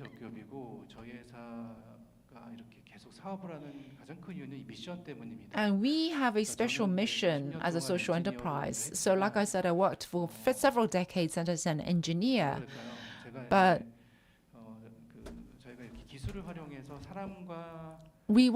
I wanted to use technology to change society and people, and that's where I get the sense of reward from the job that I do. So I wanted to use technology to improve society. And so we are a social enterprise with that kind of principle and vision. But what's different from Auticon is that we employ not just people with autism, but with those with hearing impairment, developmental disabilities, women whose careers have broken, who have been on break, and also many youth. And also in our company, all of these different groups work together. As you know, many companies who employ people with disabilities tend to segregate the different groups. An HR person from a multinational came to me and said that, okay, they're going to employ people with disabilities, but they're going to be hidden, and we don't want people to see the people with disabilities. Okay, maybe, okay, so you're creating jobs for people with disabilities, so maybe it's better than nothing. But for us, we wanted to create a workplace where everyone worked together visibly and create synergy from that kind of collaboration. And so we wanted to be very inclusive. And we are working with data. We wanted to use data for the public good, or public interest. So for example, do you know that there's a map of benches? If you want to find a bench, is there a map that you can resort to? Maybe, I don't know if there's anybody from Kakao or Naver. I made this proposal, but the two companies turned it down because it's going to be too costly. But we did it basically on a volunteer basis because we're a social enterprise. And so we created a bench map, and then we provided it to the Seoul Metropolitan Government. As you know, if you go to Gangnam Station, there are no benches, because in Korea the land is so expensive, and so you can't, have like a public space. it's all occupied by private companies. Do you know where the toilet for people with disabilities can use? Nobody knows. And so we started a project. There's a platform with about 150,000 members, and so we collaborated with that platform so that we were able to collect data from many, many different sources. So this is an example of monitoring the road for people with visual disabilities, and on the right-hand side is an image of us using AI to look for marine waste and marine pollution. And we also developed sign language app. As you know, in Korea, there are about 370,000 people with hearing disabilities.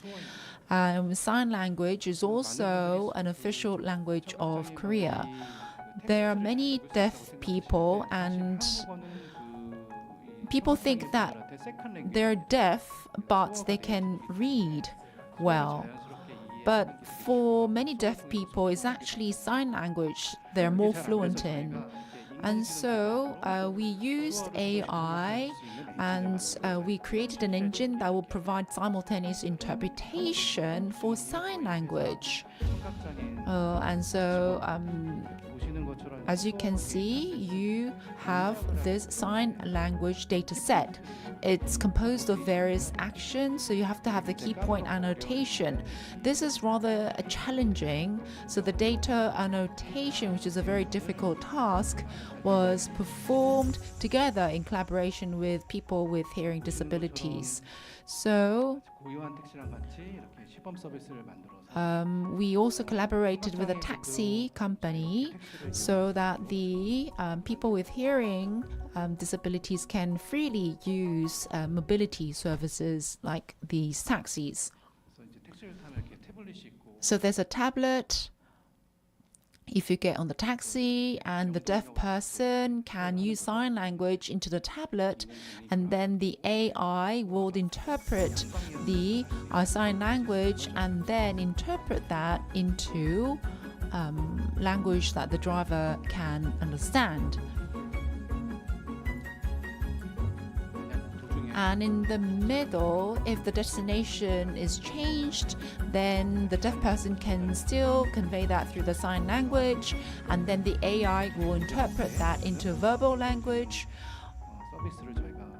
And so, yeah, it's an AI interpretation between sign language and non-sign language.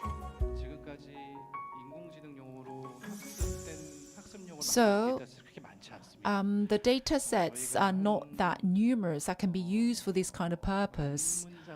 I think we have about 10,000 sentences, and that costs about 5 billion Korean won. The government stopped funding us, and so we had to stop the project. But anyway, through this kind of project, we were able to recruit, using this opportunity, 10 persons with disabilities to work on this project.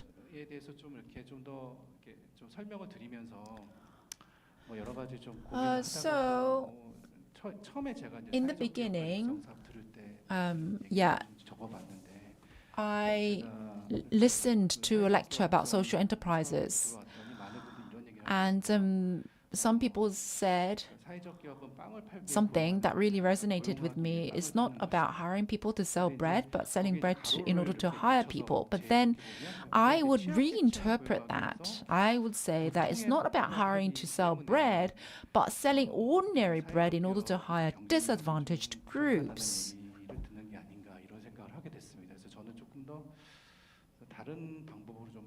So I wanted to approach this in a slightly different way. So I interpreted it once again. It's not about hiring to sell bread, but selling high quality bread in order to hire people with unique talents. So how are we creating markets and creating value? We really want to be genuine. We really want to really challenge ourselves. We are competing with startups, with unicorns. So we also had an investment about 16 billion Korean won, but those startups have been invested with something like 10 billion Korean, even more. And so we're competing against really hardcore startups. We also went through a lot of hardships and a lot of failure. So on the left-hand side is from 2015. So I was working at Samsung Electronics at that time, and I took a year of leave, and I participated in a program to foster women who were on a career break. So they've been on a career break for something like 10 or 20 years. So again, running out of time. I have 3 more minutes, I've been told. But these women were working so hard and they were doing so well. So I was just going to be the trainer, and then I was going to leave, but nobody were willing to recruit them. So I went to this company called Honeywell. So I told them, you should recruit them. But then they told me, why don't you start a company and recruit them yourselves? Which is what I did. And then my family was in a complete uproar because I quit Samsung Electronics to start this really small company. And my children were really young at the time. On the right-hand side, we have the SAP education program for the developmentally disabled. So I was like the trainer, but then SAP cancelled the recruitment of these disabled persons. And then I ended up recruiting them myself. And so I recruited 3 of the disabled persons as a software tester, but then the clients called me and they said that, okay, they just can't take it anymore. The quality was just so bad, and so the client company was doing everything once again. And so they said that they're not going to sign the contract once again, they're going to terminate it, and I just kneeled in front of them and I told them, please just give me 2 more months. And I pleaded with them. And so social value just wasn't enough for the clients. PPT is people process technology. And so that's what we focused on to innovate. So we created teams based on their advantages. You have the women on career breaks. They were really high sense of responsibility, and so they created one team. And then you had the people with the disabilities, and we created one team with the women and the disabled groups. And then there were some experts. So they also joined the team. So we created a so-called dream team. And then we put on top of that the process and technology. And we created a solution called Black Olive. So we collect the data and we process it. And we use a certain amount of automation first. The AI model does the automated labeling first. And then we go into the manual processing. And then we train the model. And if it's not sufficient, then we repeat the process once again until we have high quality AI model. And during that process, data model validation is also very important nowadays. In our company, the people with disabilities and the women perform the validation, but they have been so good and so accurate that we have been able to achieve really great results. For example, we were chosen as one of the top 3 vendors by Hyundai Movis. And we also got a chance to participate in a very important nation-driven AI consortium as a result of this project. So we wanted to differentiate ourselves from the other players, but it is indeed very, very difficult. 이렇게 임팩트 투자를 통해서 So we got impact investment. 사실 이수인 대표님 저도 좀 따라가고 있는 상황이에요. Yeah, so 투자를 Soo-in Lee is somebody I really respect, and so we're sort of following her lead. Last year, we recorded a huge loss for the first time, which is why we started to enter a new business involving AI agent, which is doing not so badly, and so we are creating new impact. And so becoming a little bit more stable, we want more convenient and stable AI model that is created by various different groups, and the AI agent 콜센터에 들어가는 AI 에이전트를 만들다 보니까 that is working in a call center 특정 도메인 분야에 is very well 분들이 필요하더라고요. 그래서 그런 분들이 데이터를 assessed and tested by the people who actually worked in the call centers, namely the women on career breaks. And also the elderly, because they have that experience of working previously in call centers. So we are collaborating with a telecom company to provide call centers for the elderly. And we are also involved in a new business to create new electronic kiosks. You know, if you go to like cafes and restaurants, you have these little tablets, and people with really bad eyesight like me just can't read the tablets. So now we have been developing tablets that use voice, text to voice, to read out the menus on the tablets. And we have been creating jobs. So luckily, we have been able to attract a lot of investors, and hopefully other social enterprises will be able to differentiate themselves, also promote innovative growth, and also make good use of the technology. And hopefully, just like the UK, maybe the Korean government can think about providing public procurement for companies like us. Thank you very much.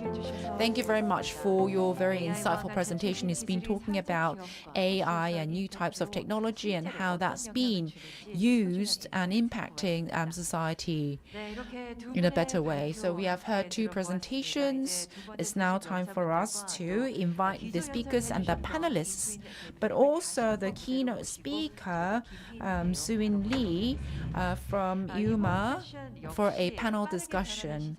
We're going to be talking about the quickly changing technology and society and the market, and we'll be talking about some of the strategies and ways forward for social enterprises and some ways for innovate and to exert impact in society. So let me just remind you that we have a KakaoTalk open chat room to receive questions. So please scan the QR code on the screen and participate in the Q&A or Q&A in the open chat room. So let's now start the panel discussion. Let me now give the mic to the moderator. 행복날의 주식회사 소셜밸류 커머스 실장님과 We have Mr. Lee Chung-sup, Director for Social Value Commerce at Happy Nare as moderator, and Mr. Andy Daly from SE UK, Mr. Yoon Seok-won, CEO of AI Works, and Ms. Lee Soo-in, founder and CEO of Inuma.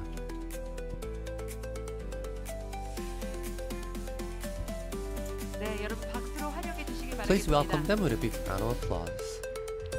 실장님께 마이크를 Now I pass the microphone to the moderator. 어려운 상황입니다. Thank you very much. We are really running out of time. I have a tough job. Mr. Yoon had made a keynote speech at the Festa, and Soo-in, you made a keynote speech at another event, and we have Andy Daly, who launched a very important project, and then we have the CEO of my company sitting right in front of me. So I have a really big challenge. So whether it be 5 minutes or 10 minutes, I want to give the biggest impact because we have really prominent panelists on the stage. We really have to bring out the impact for all of us. Seok-won, when he was making a presentation, he has been talking about Andy, but my baptized name is also Andy, so I thought he was talking about me, but it wasn't me after all. It was Andy Daly after all. So Andy, we listened to your presentation. I was really envious. You have the public procurement market that has really grown in the UK, and for social enterprises in Korea, we cannot help but be envious. So SE UK has been playing a lot of different roles, but can you repeat once again, how was the public procurement market able to grow so big in the UK? I think what we've seen in the UK is a kind of three-layered approach. So you probably have public sector at the top. So you've got the central government and local government there. And then beneath that, you've got all of those private sector corporations that I showed earlier in my presentation who are supplying into government. However, in order for them to win the government contracts, they need social value. So those contracts with government, they need to demonstrate social value.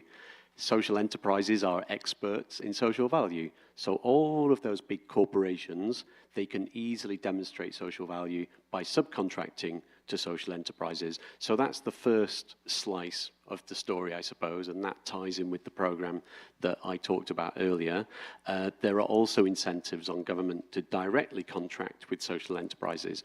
Now my frustration comes in because we actually don't have enough large social enterprises to directly contract with government. Yes, there are some examples, but I would love to see more. So that's where they have to subcontract into those private sector corporations.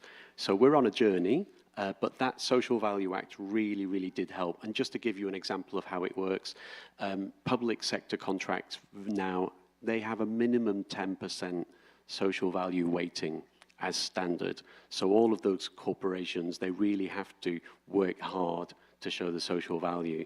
And that's where the subcontracting opportunities come through. So I think that's where we've had most success through that particular legislation. Still lots of work to do, but that's one success factor, I think. 네. 말씀 들어보면은 정말 Yes. 정책적 지원이 정말 So there was policy support, and I think that indeed was important. A related question to Soo-in and also Seok-won, both of you. So as Andy had mentioned, there's a company called Oticon. So it's an IT consultancy, right? 영국의 상품 조달 시장에서도 If you have IT sector, and it seems to be rather a vulnerable field out of the procurement, but Seok-won and Soo-in, both of you 마찬가지 상황인데도 face a similar kind of situation in Korea, but was able to grow and survive up until now. Both of you have talked about the viability of the products and the services that you provide. So further question to Soo-in. So I was looking up some material and I found something really interesting. So in the case of Enuma, you launched grape harvesting, and then you also started services for disadvantaged children, and then you were criticized by the investors. But how did you overcome that situation? 아니고 Well, we were not 100% successful in overcoming that. We were quite lucky to be loved by Apple when we launched the app in Apple Store. And we were #1 for 4 consecutive weeks in the United States, in 8 weeks in China. And then we were contacted by SoftBank and other companies in China. 그거를 상관하지 않고 좋은 제품이고 시장 So my presentation was all about how we help slow learners, but they were not really interested. They were interested in our app for all learners. So maybe, that was an opportunity for us to enlarge and broaden our target market without actually intending to do that. So I think that was a great help we got from VCs. And we decided to jump into the X Prize competition. 그 과정에서 스트러글을 많이 했었어요. 결국은 상품성 얘기를 이렇게 좀 이제 얘기를 하신 것 같고요. So that is, I think, really about the discussion regarding a value as product. Now, Suin just talked about the story of X Prize, and actually she wrote a book that includes her 5-year journey regarding that competition. 윤 대표님이 평소에 So, Mr. Nguyen used to say quite often that clients don't want the products and services of our company just for social value, and I've seen this in the media reports as well.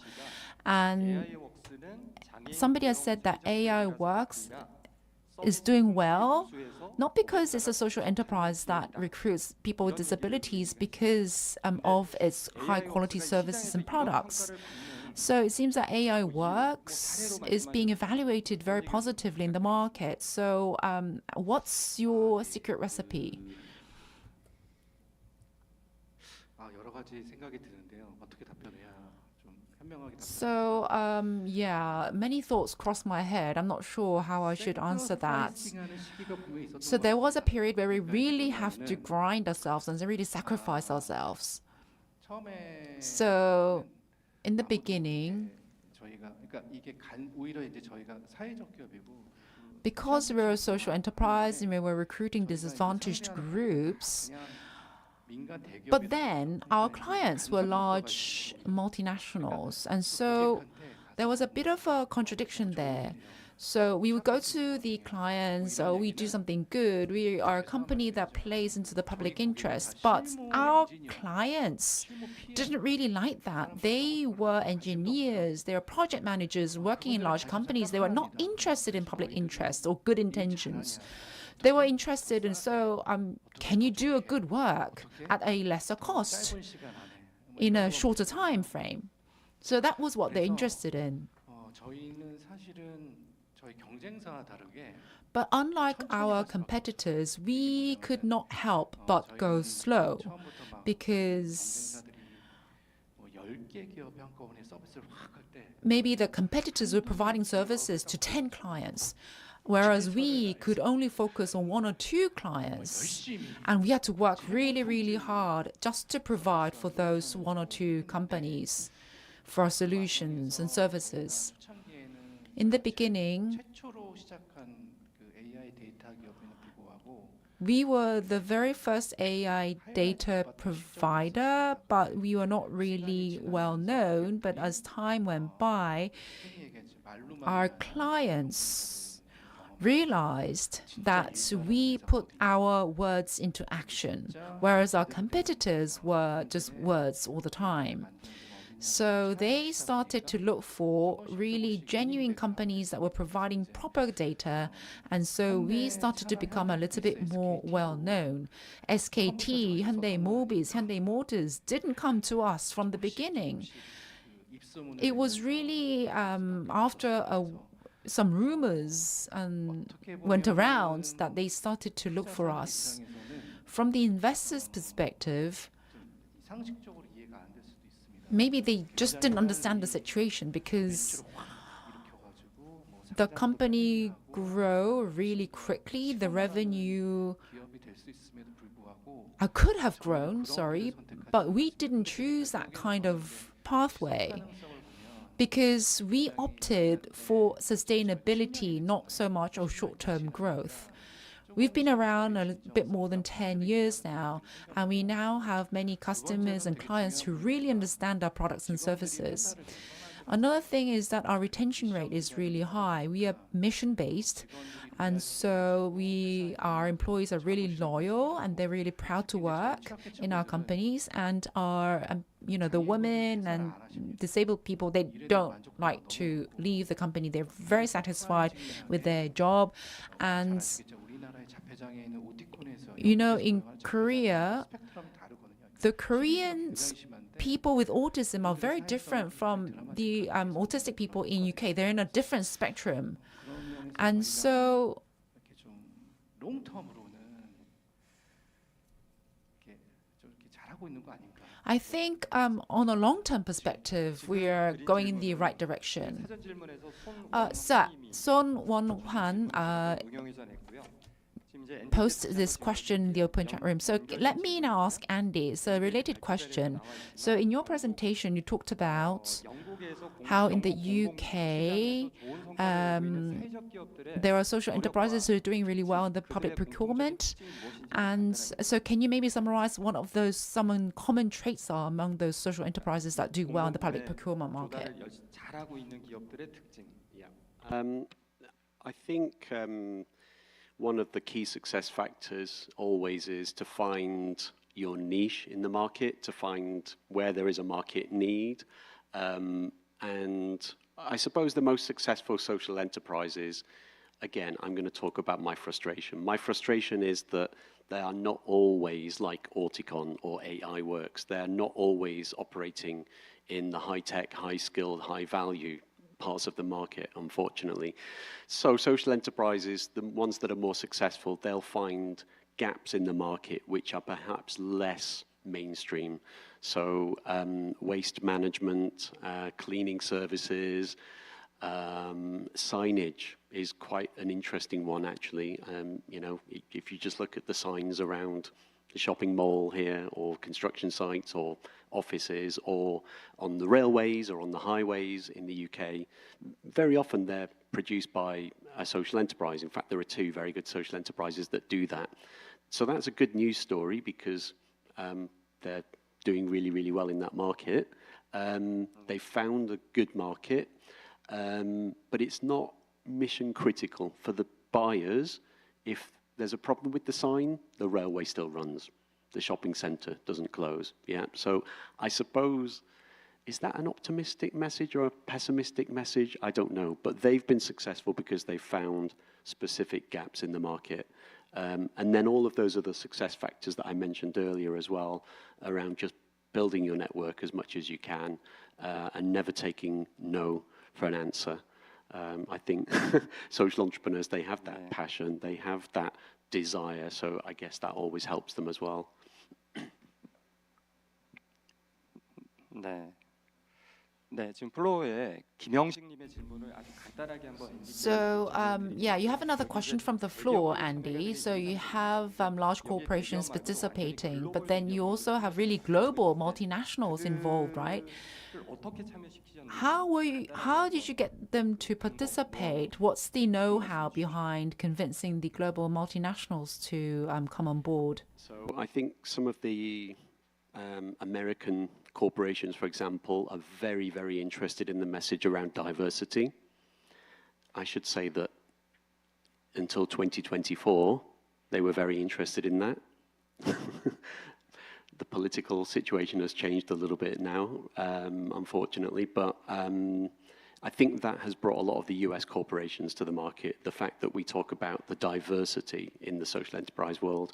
The Social Value Act helped with UK corporations, but I think really, I talked about this earlier, the program that we've set up is a collective target. So the likes of SAP, Siemens, Johnson & Johnson, etc., they can join our program. All they're doing is joining a collective target. We never say SAP spent X million or Siemens spent X million. We don't report that. We only report on what the group does. So I think that has helped them to join in.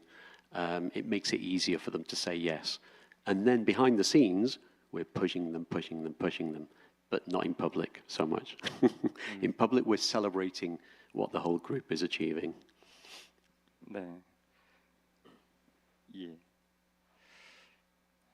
예, 플로어에 임효진, 이은주님 질문은요. So, yeah, there are two other questions from the floor, but they're related, I think, to the last question, so I'm going to postpone it a bit. It's a rather a serious question. I wasn't really sure whether I should pose a question or not, but you have the AI technology-based companies. 이 기술 기반 시장에서 사회적 기업들한테 기회가 있을까요? in this kind of environment, is there an opportunity for social enterprises? Seok-won, you said that it's challenging, but if you do think there is an opportunity for social enterprises, what are they? 교육이라는 게 AI의 Actually, I think education is on the front line of AI. Now, the education industry is like the venue of this fierce competition for AI, and I think social enterprises have a lot of opportunities. Now, existing AI companies are actually using the technology for making smart people smarter. And now the empty area in the market is how to make, not so smart or illiterate people smarter. Now, making smart people smarter can be done by parents or for-profit businesses and so on, because that is considered promising. For the rest of the population is done by the public sector and the social sector historically. Now, if you look at the world, a lot of people are paying attention to the development of the AI industry, and less attention is paid to narrowing the social gap. Now, we're talking about failure to meet the Sustainable Development Goals, and even worse, the U.S. potentially leaving the United Nations. So there is a lot of funding going to all these other areas that are not really for narrowing the education gap. So I think all these efforts to narrow the education gap, the digital gap, or the AI gap, 결국 사회적 기업이라는 것에 will eventually fall on to the responsibilities of the social enterprises. If social enterprises are going to make some money from that, the funding should come from the public sector. So I am really following closely all these developments. 그 기술을 잘 아는 그런 소셜 벤처와 So there are social ventures who are very versed in technology, and then there are 해결할 수 있는 기술력이 있는 집단과 there are organizations who have AI technology, and these groups, I think, have to collaborate well and be matched with a non-profit organization. So 얘기를 했는데 지금은 AI I was talking with people from HK Hynix, and now LLM이 나오면서 we need the appropriate level of AI technology. Because of the LLM, many people think very overly or excessively with AI technology. So you have to think about AI that is specialized to my particular organization or what you are actually doing, and also the level of technology has to be appropriate for the job that you are performing. So appropriateness is very important nowadays. So now you may have one person social activists or one person social enterprises, and I think the technology is already out there sufficiently. So whether it be in care, or environment, or education, maybe before technology was not applied, but now AI can be applied to solve more diverse social issues, and also the people who are using that kind of technology to solve issues will be able to do so more effectively and efficiently. So I'm rather hopeful, actually, about the role of technology for social enterprises.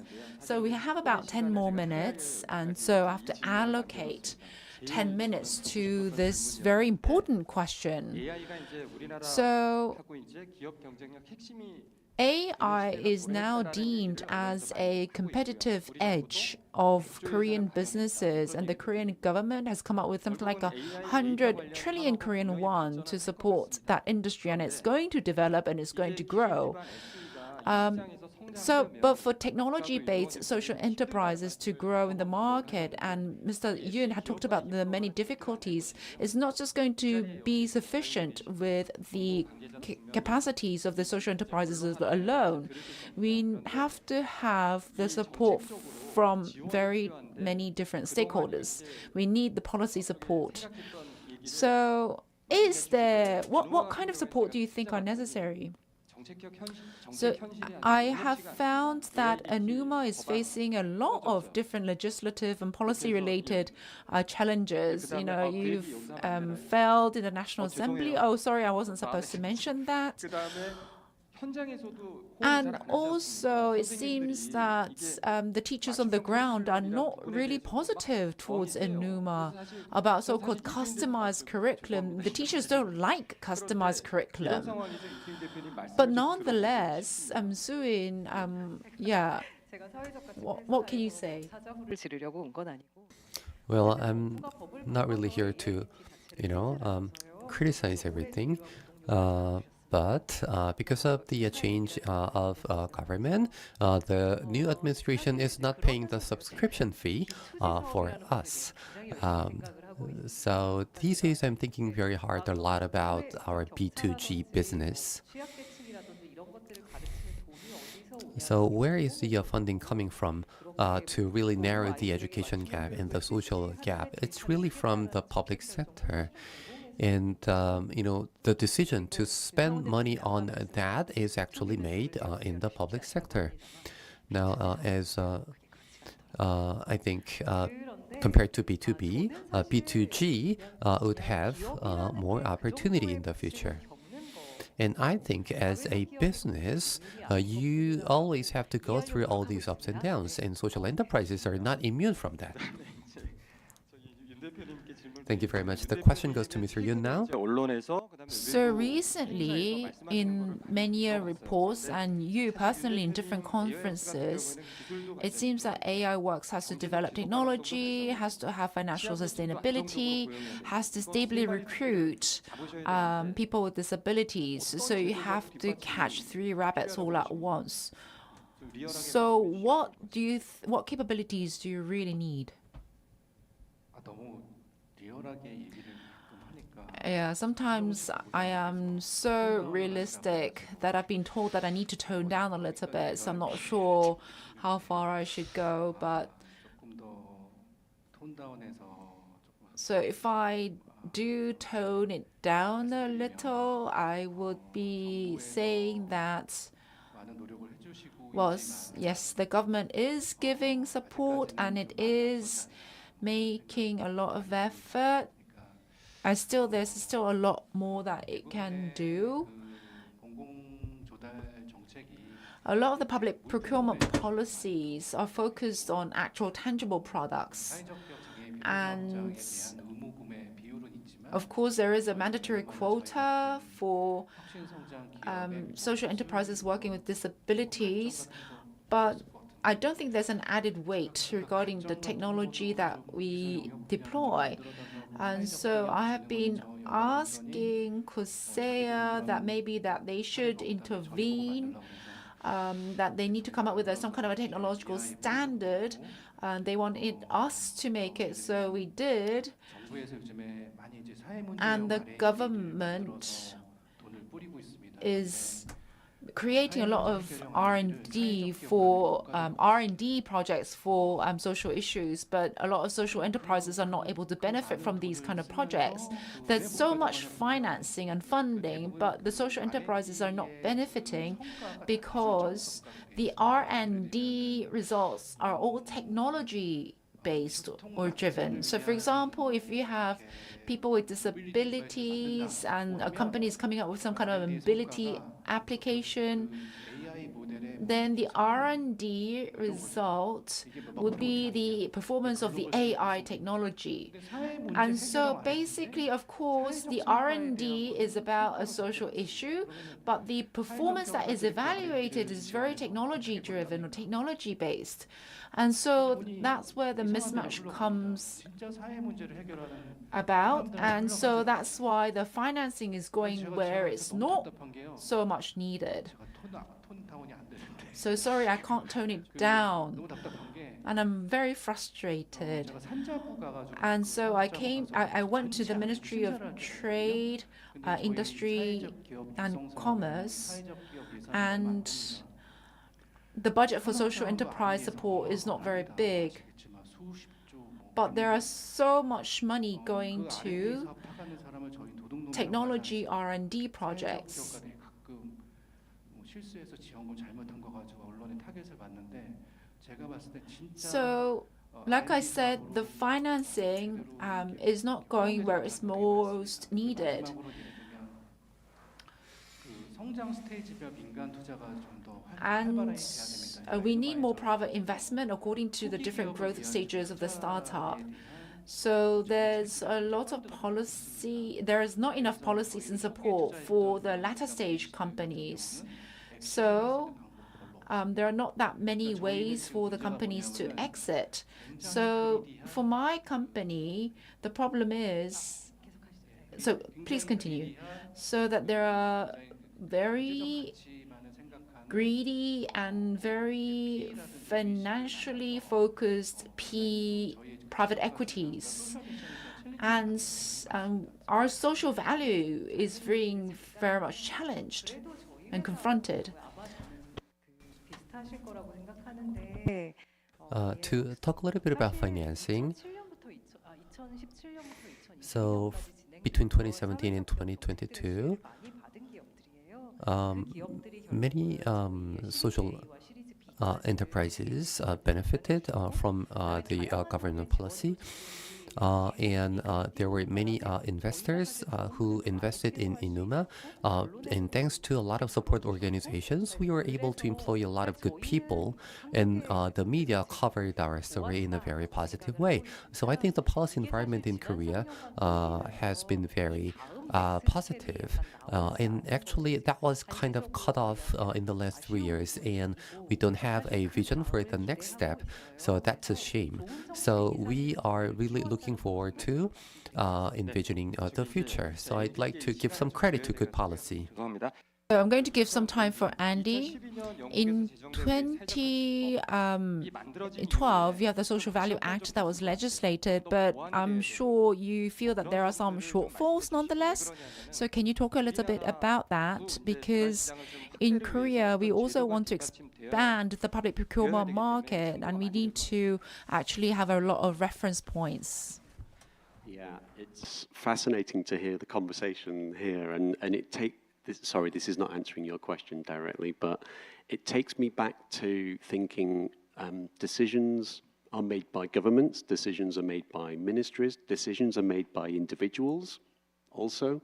And you might think this is a naive thought, but my optimism comes from the next generation, which refuses to accept the old model of business where private equity rules, financial implications rule above everything else. That takes me back to thinking, well, what are students learning in business schools? Are they learning about private equity and finance, and profit and nothing else? I hope it's changing. I really hope so. I think now social entrepreneurship is going on to the curriculum a little bit more in Europe and in the UK and other places. I would love to see that accelerated. That's something government can do. That's something quite easy, right? But that's the Ministry of Education rather than the other ministries. So that's where my optimism comes from. But to refer to your question, where do we have the gaps still in the UK? What's happening now is that individual government ministries have been asked to set targets for social enterprises in their spend. This is a new thing from this year.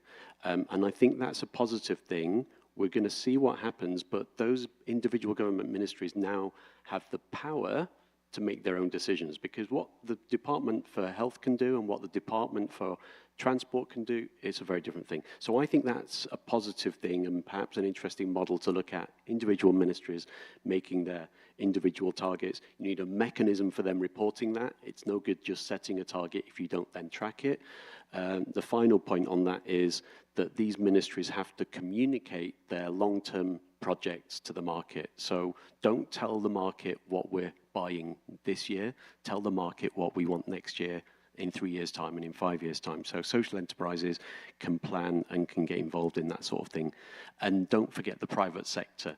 Lean on the private sector. All of those private sector corporations that are selling directly to government, they should be delivering social value as well, and ask them how they're going to do it. And if they don't know how to do it, that's where we can help as social enterprises. 네. 알겠습니다.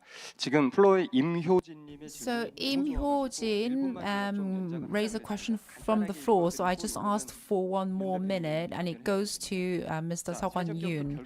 So social enterprises do also have to create profit, and so there would be pressure to recruit talent. So, for example, you have people with disabled persons. Maybe then social enterprises, because of this pressure, would opt to recruit people with lighter disabilities. So, continuing the vicious cycle. So, what kind of measures are needed? So, aside from recruitment or employment incentives, are there any innovative, novel ways? So for social enterprise, we don't really have people with light disabilities because they want to work in a larger companies, and they do get jobs in larger companies. So we have people with quite heavy and severe disabilities working in a company like ours. And so when we actually design a job, we focus on the ability of those people and the capabilities that they have. And the important thing is that we have to be able to design a career path for these disabled persons. So among the disabled employees, we have people working in some specialties, and you have some people who reach the level of a very advanced developer, and we have to treat them as thus. So I think that's the main point there. You must not discriminate. So I think it's time for us to end the session. We have a lot of insight from this session, from this panelists, and we've been talking about technology-based social enterprises and also about the ecosystem. And thank you so much for your contribution. Thank you. So that was a very packed and in-depth discussion within a very limited amount of time. Please give them another big round of applause. So with that, we have concluded the last session of today's forum. I hope today was insightful and valuable time for the audience. Now, we're going to have a lottery event for those of you who stayed with us till the end. We have prepared the books with autographs of the authors, Ms. Lee Soo-in and Mr. Lee Sang-han, as gifts. If you all have the tickets with numbers as you enter the venue, we have picked 40 from the audience. As you can see, the numbers on the screen, and don't forget to get the books as you leave the venue. Now, I'd like to promise you that the Social Enterprise Leaders Forum will continue its role as a public venue to explore the future vision of social entrepreneurship. I'd like to ask for your continued support and interest, and please don't forget to participate in the satisfaction survey by scanning the QR code on the screen. And at the registration desk, you can receive souvenirs for your participation in the forum. The souvenirs were procured from social enterprises who are creating jobs for women coming back to workforce and marriage migrants. I'd like to once again extend my deepest appreciation for staying with us till the end. And please come back to our next year's forum. Thank you.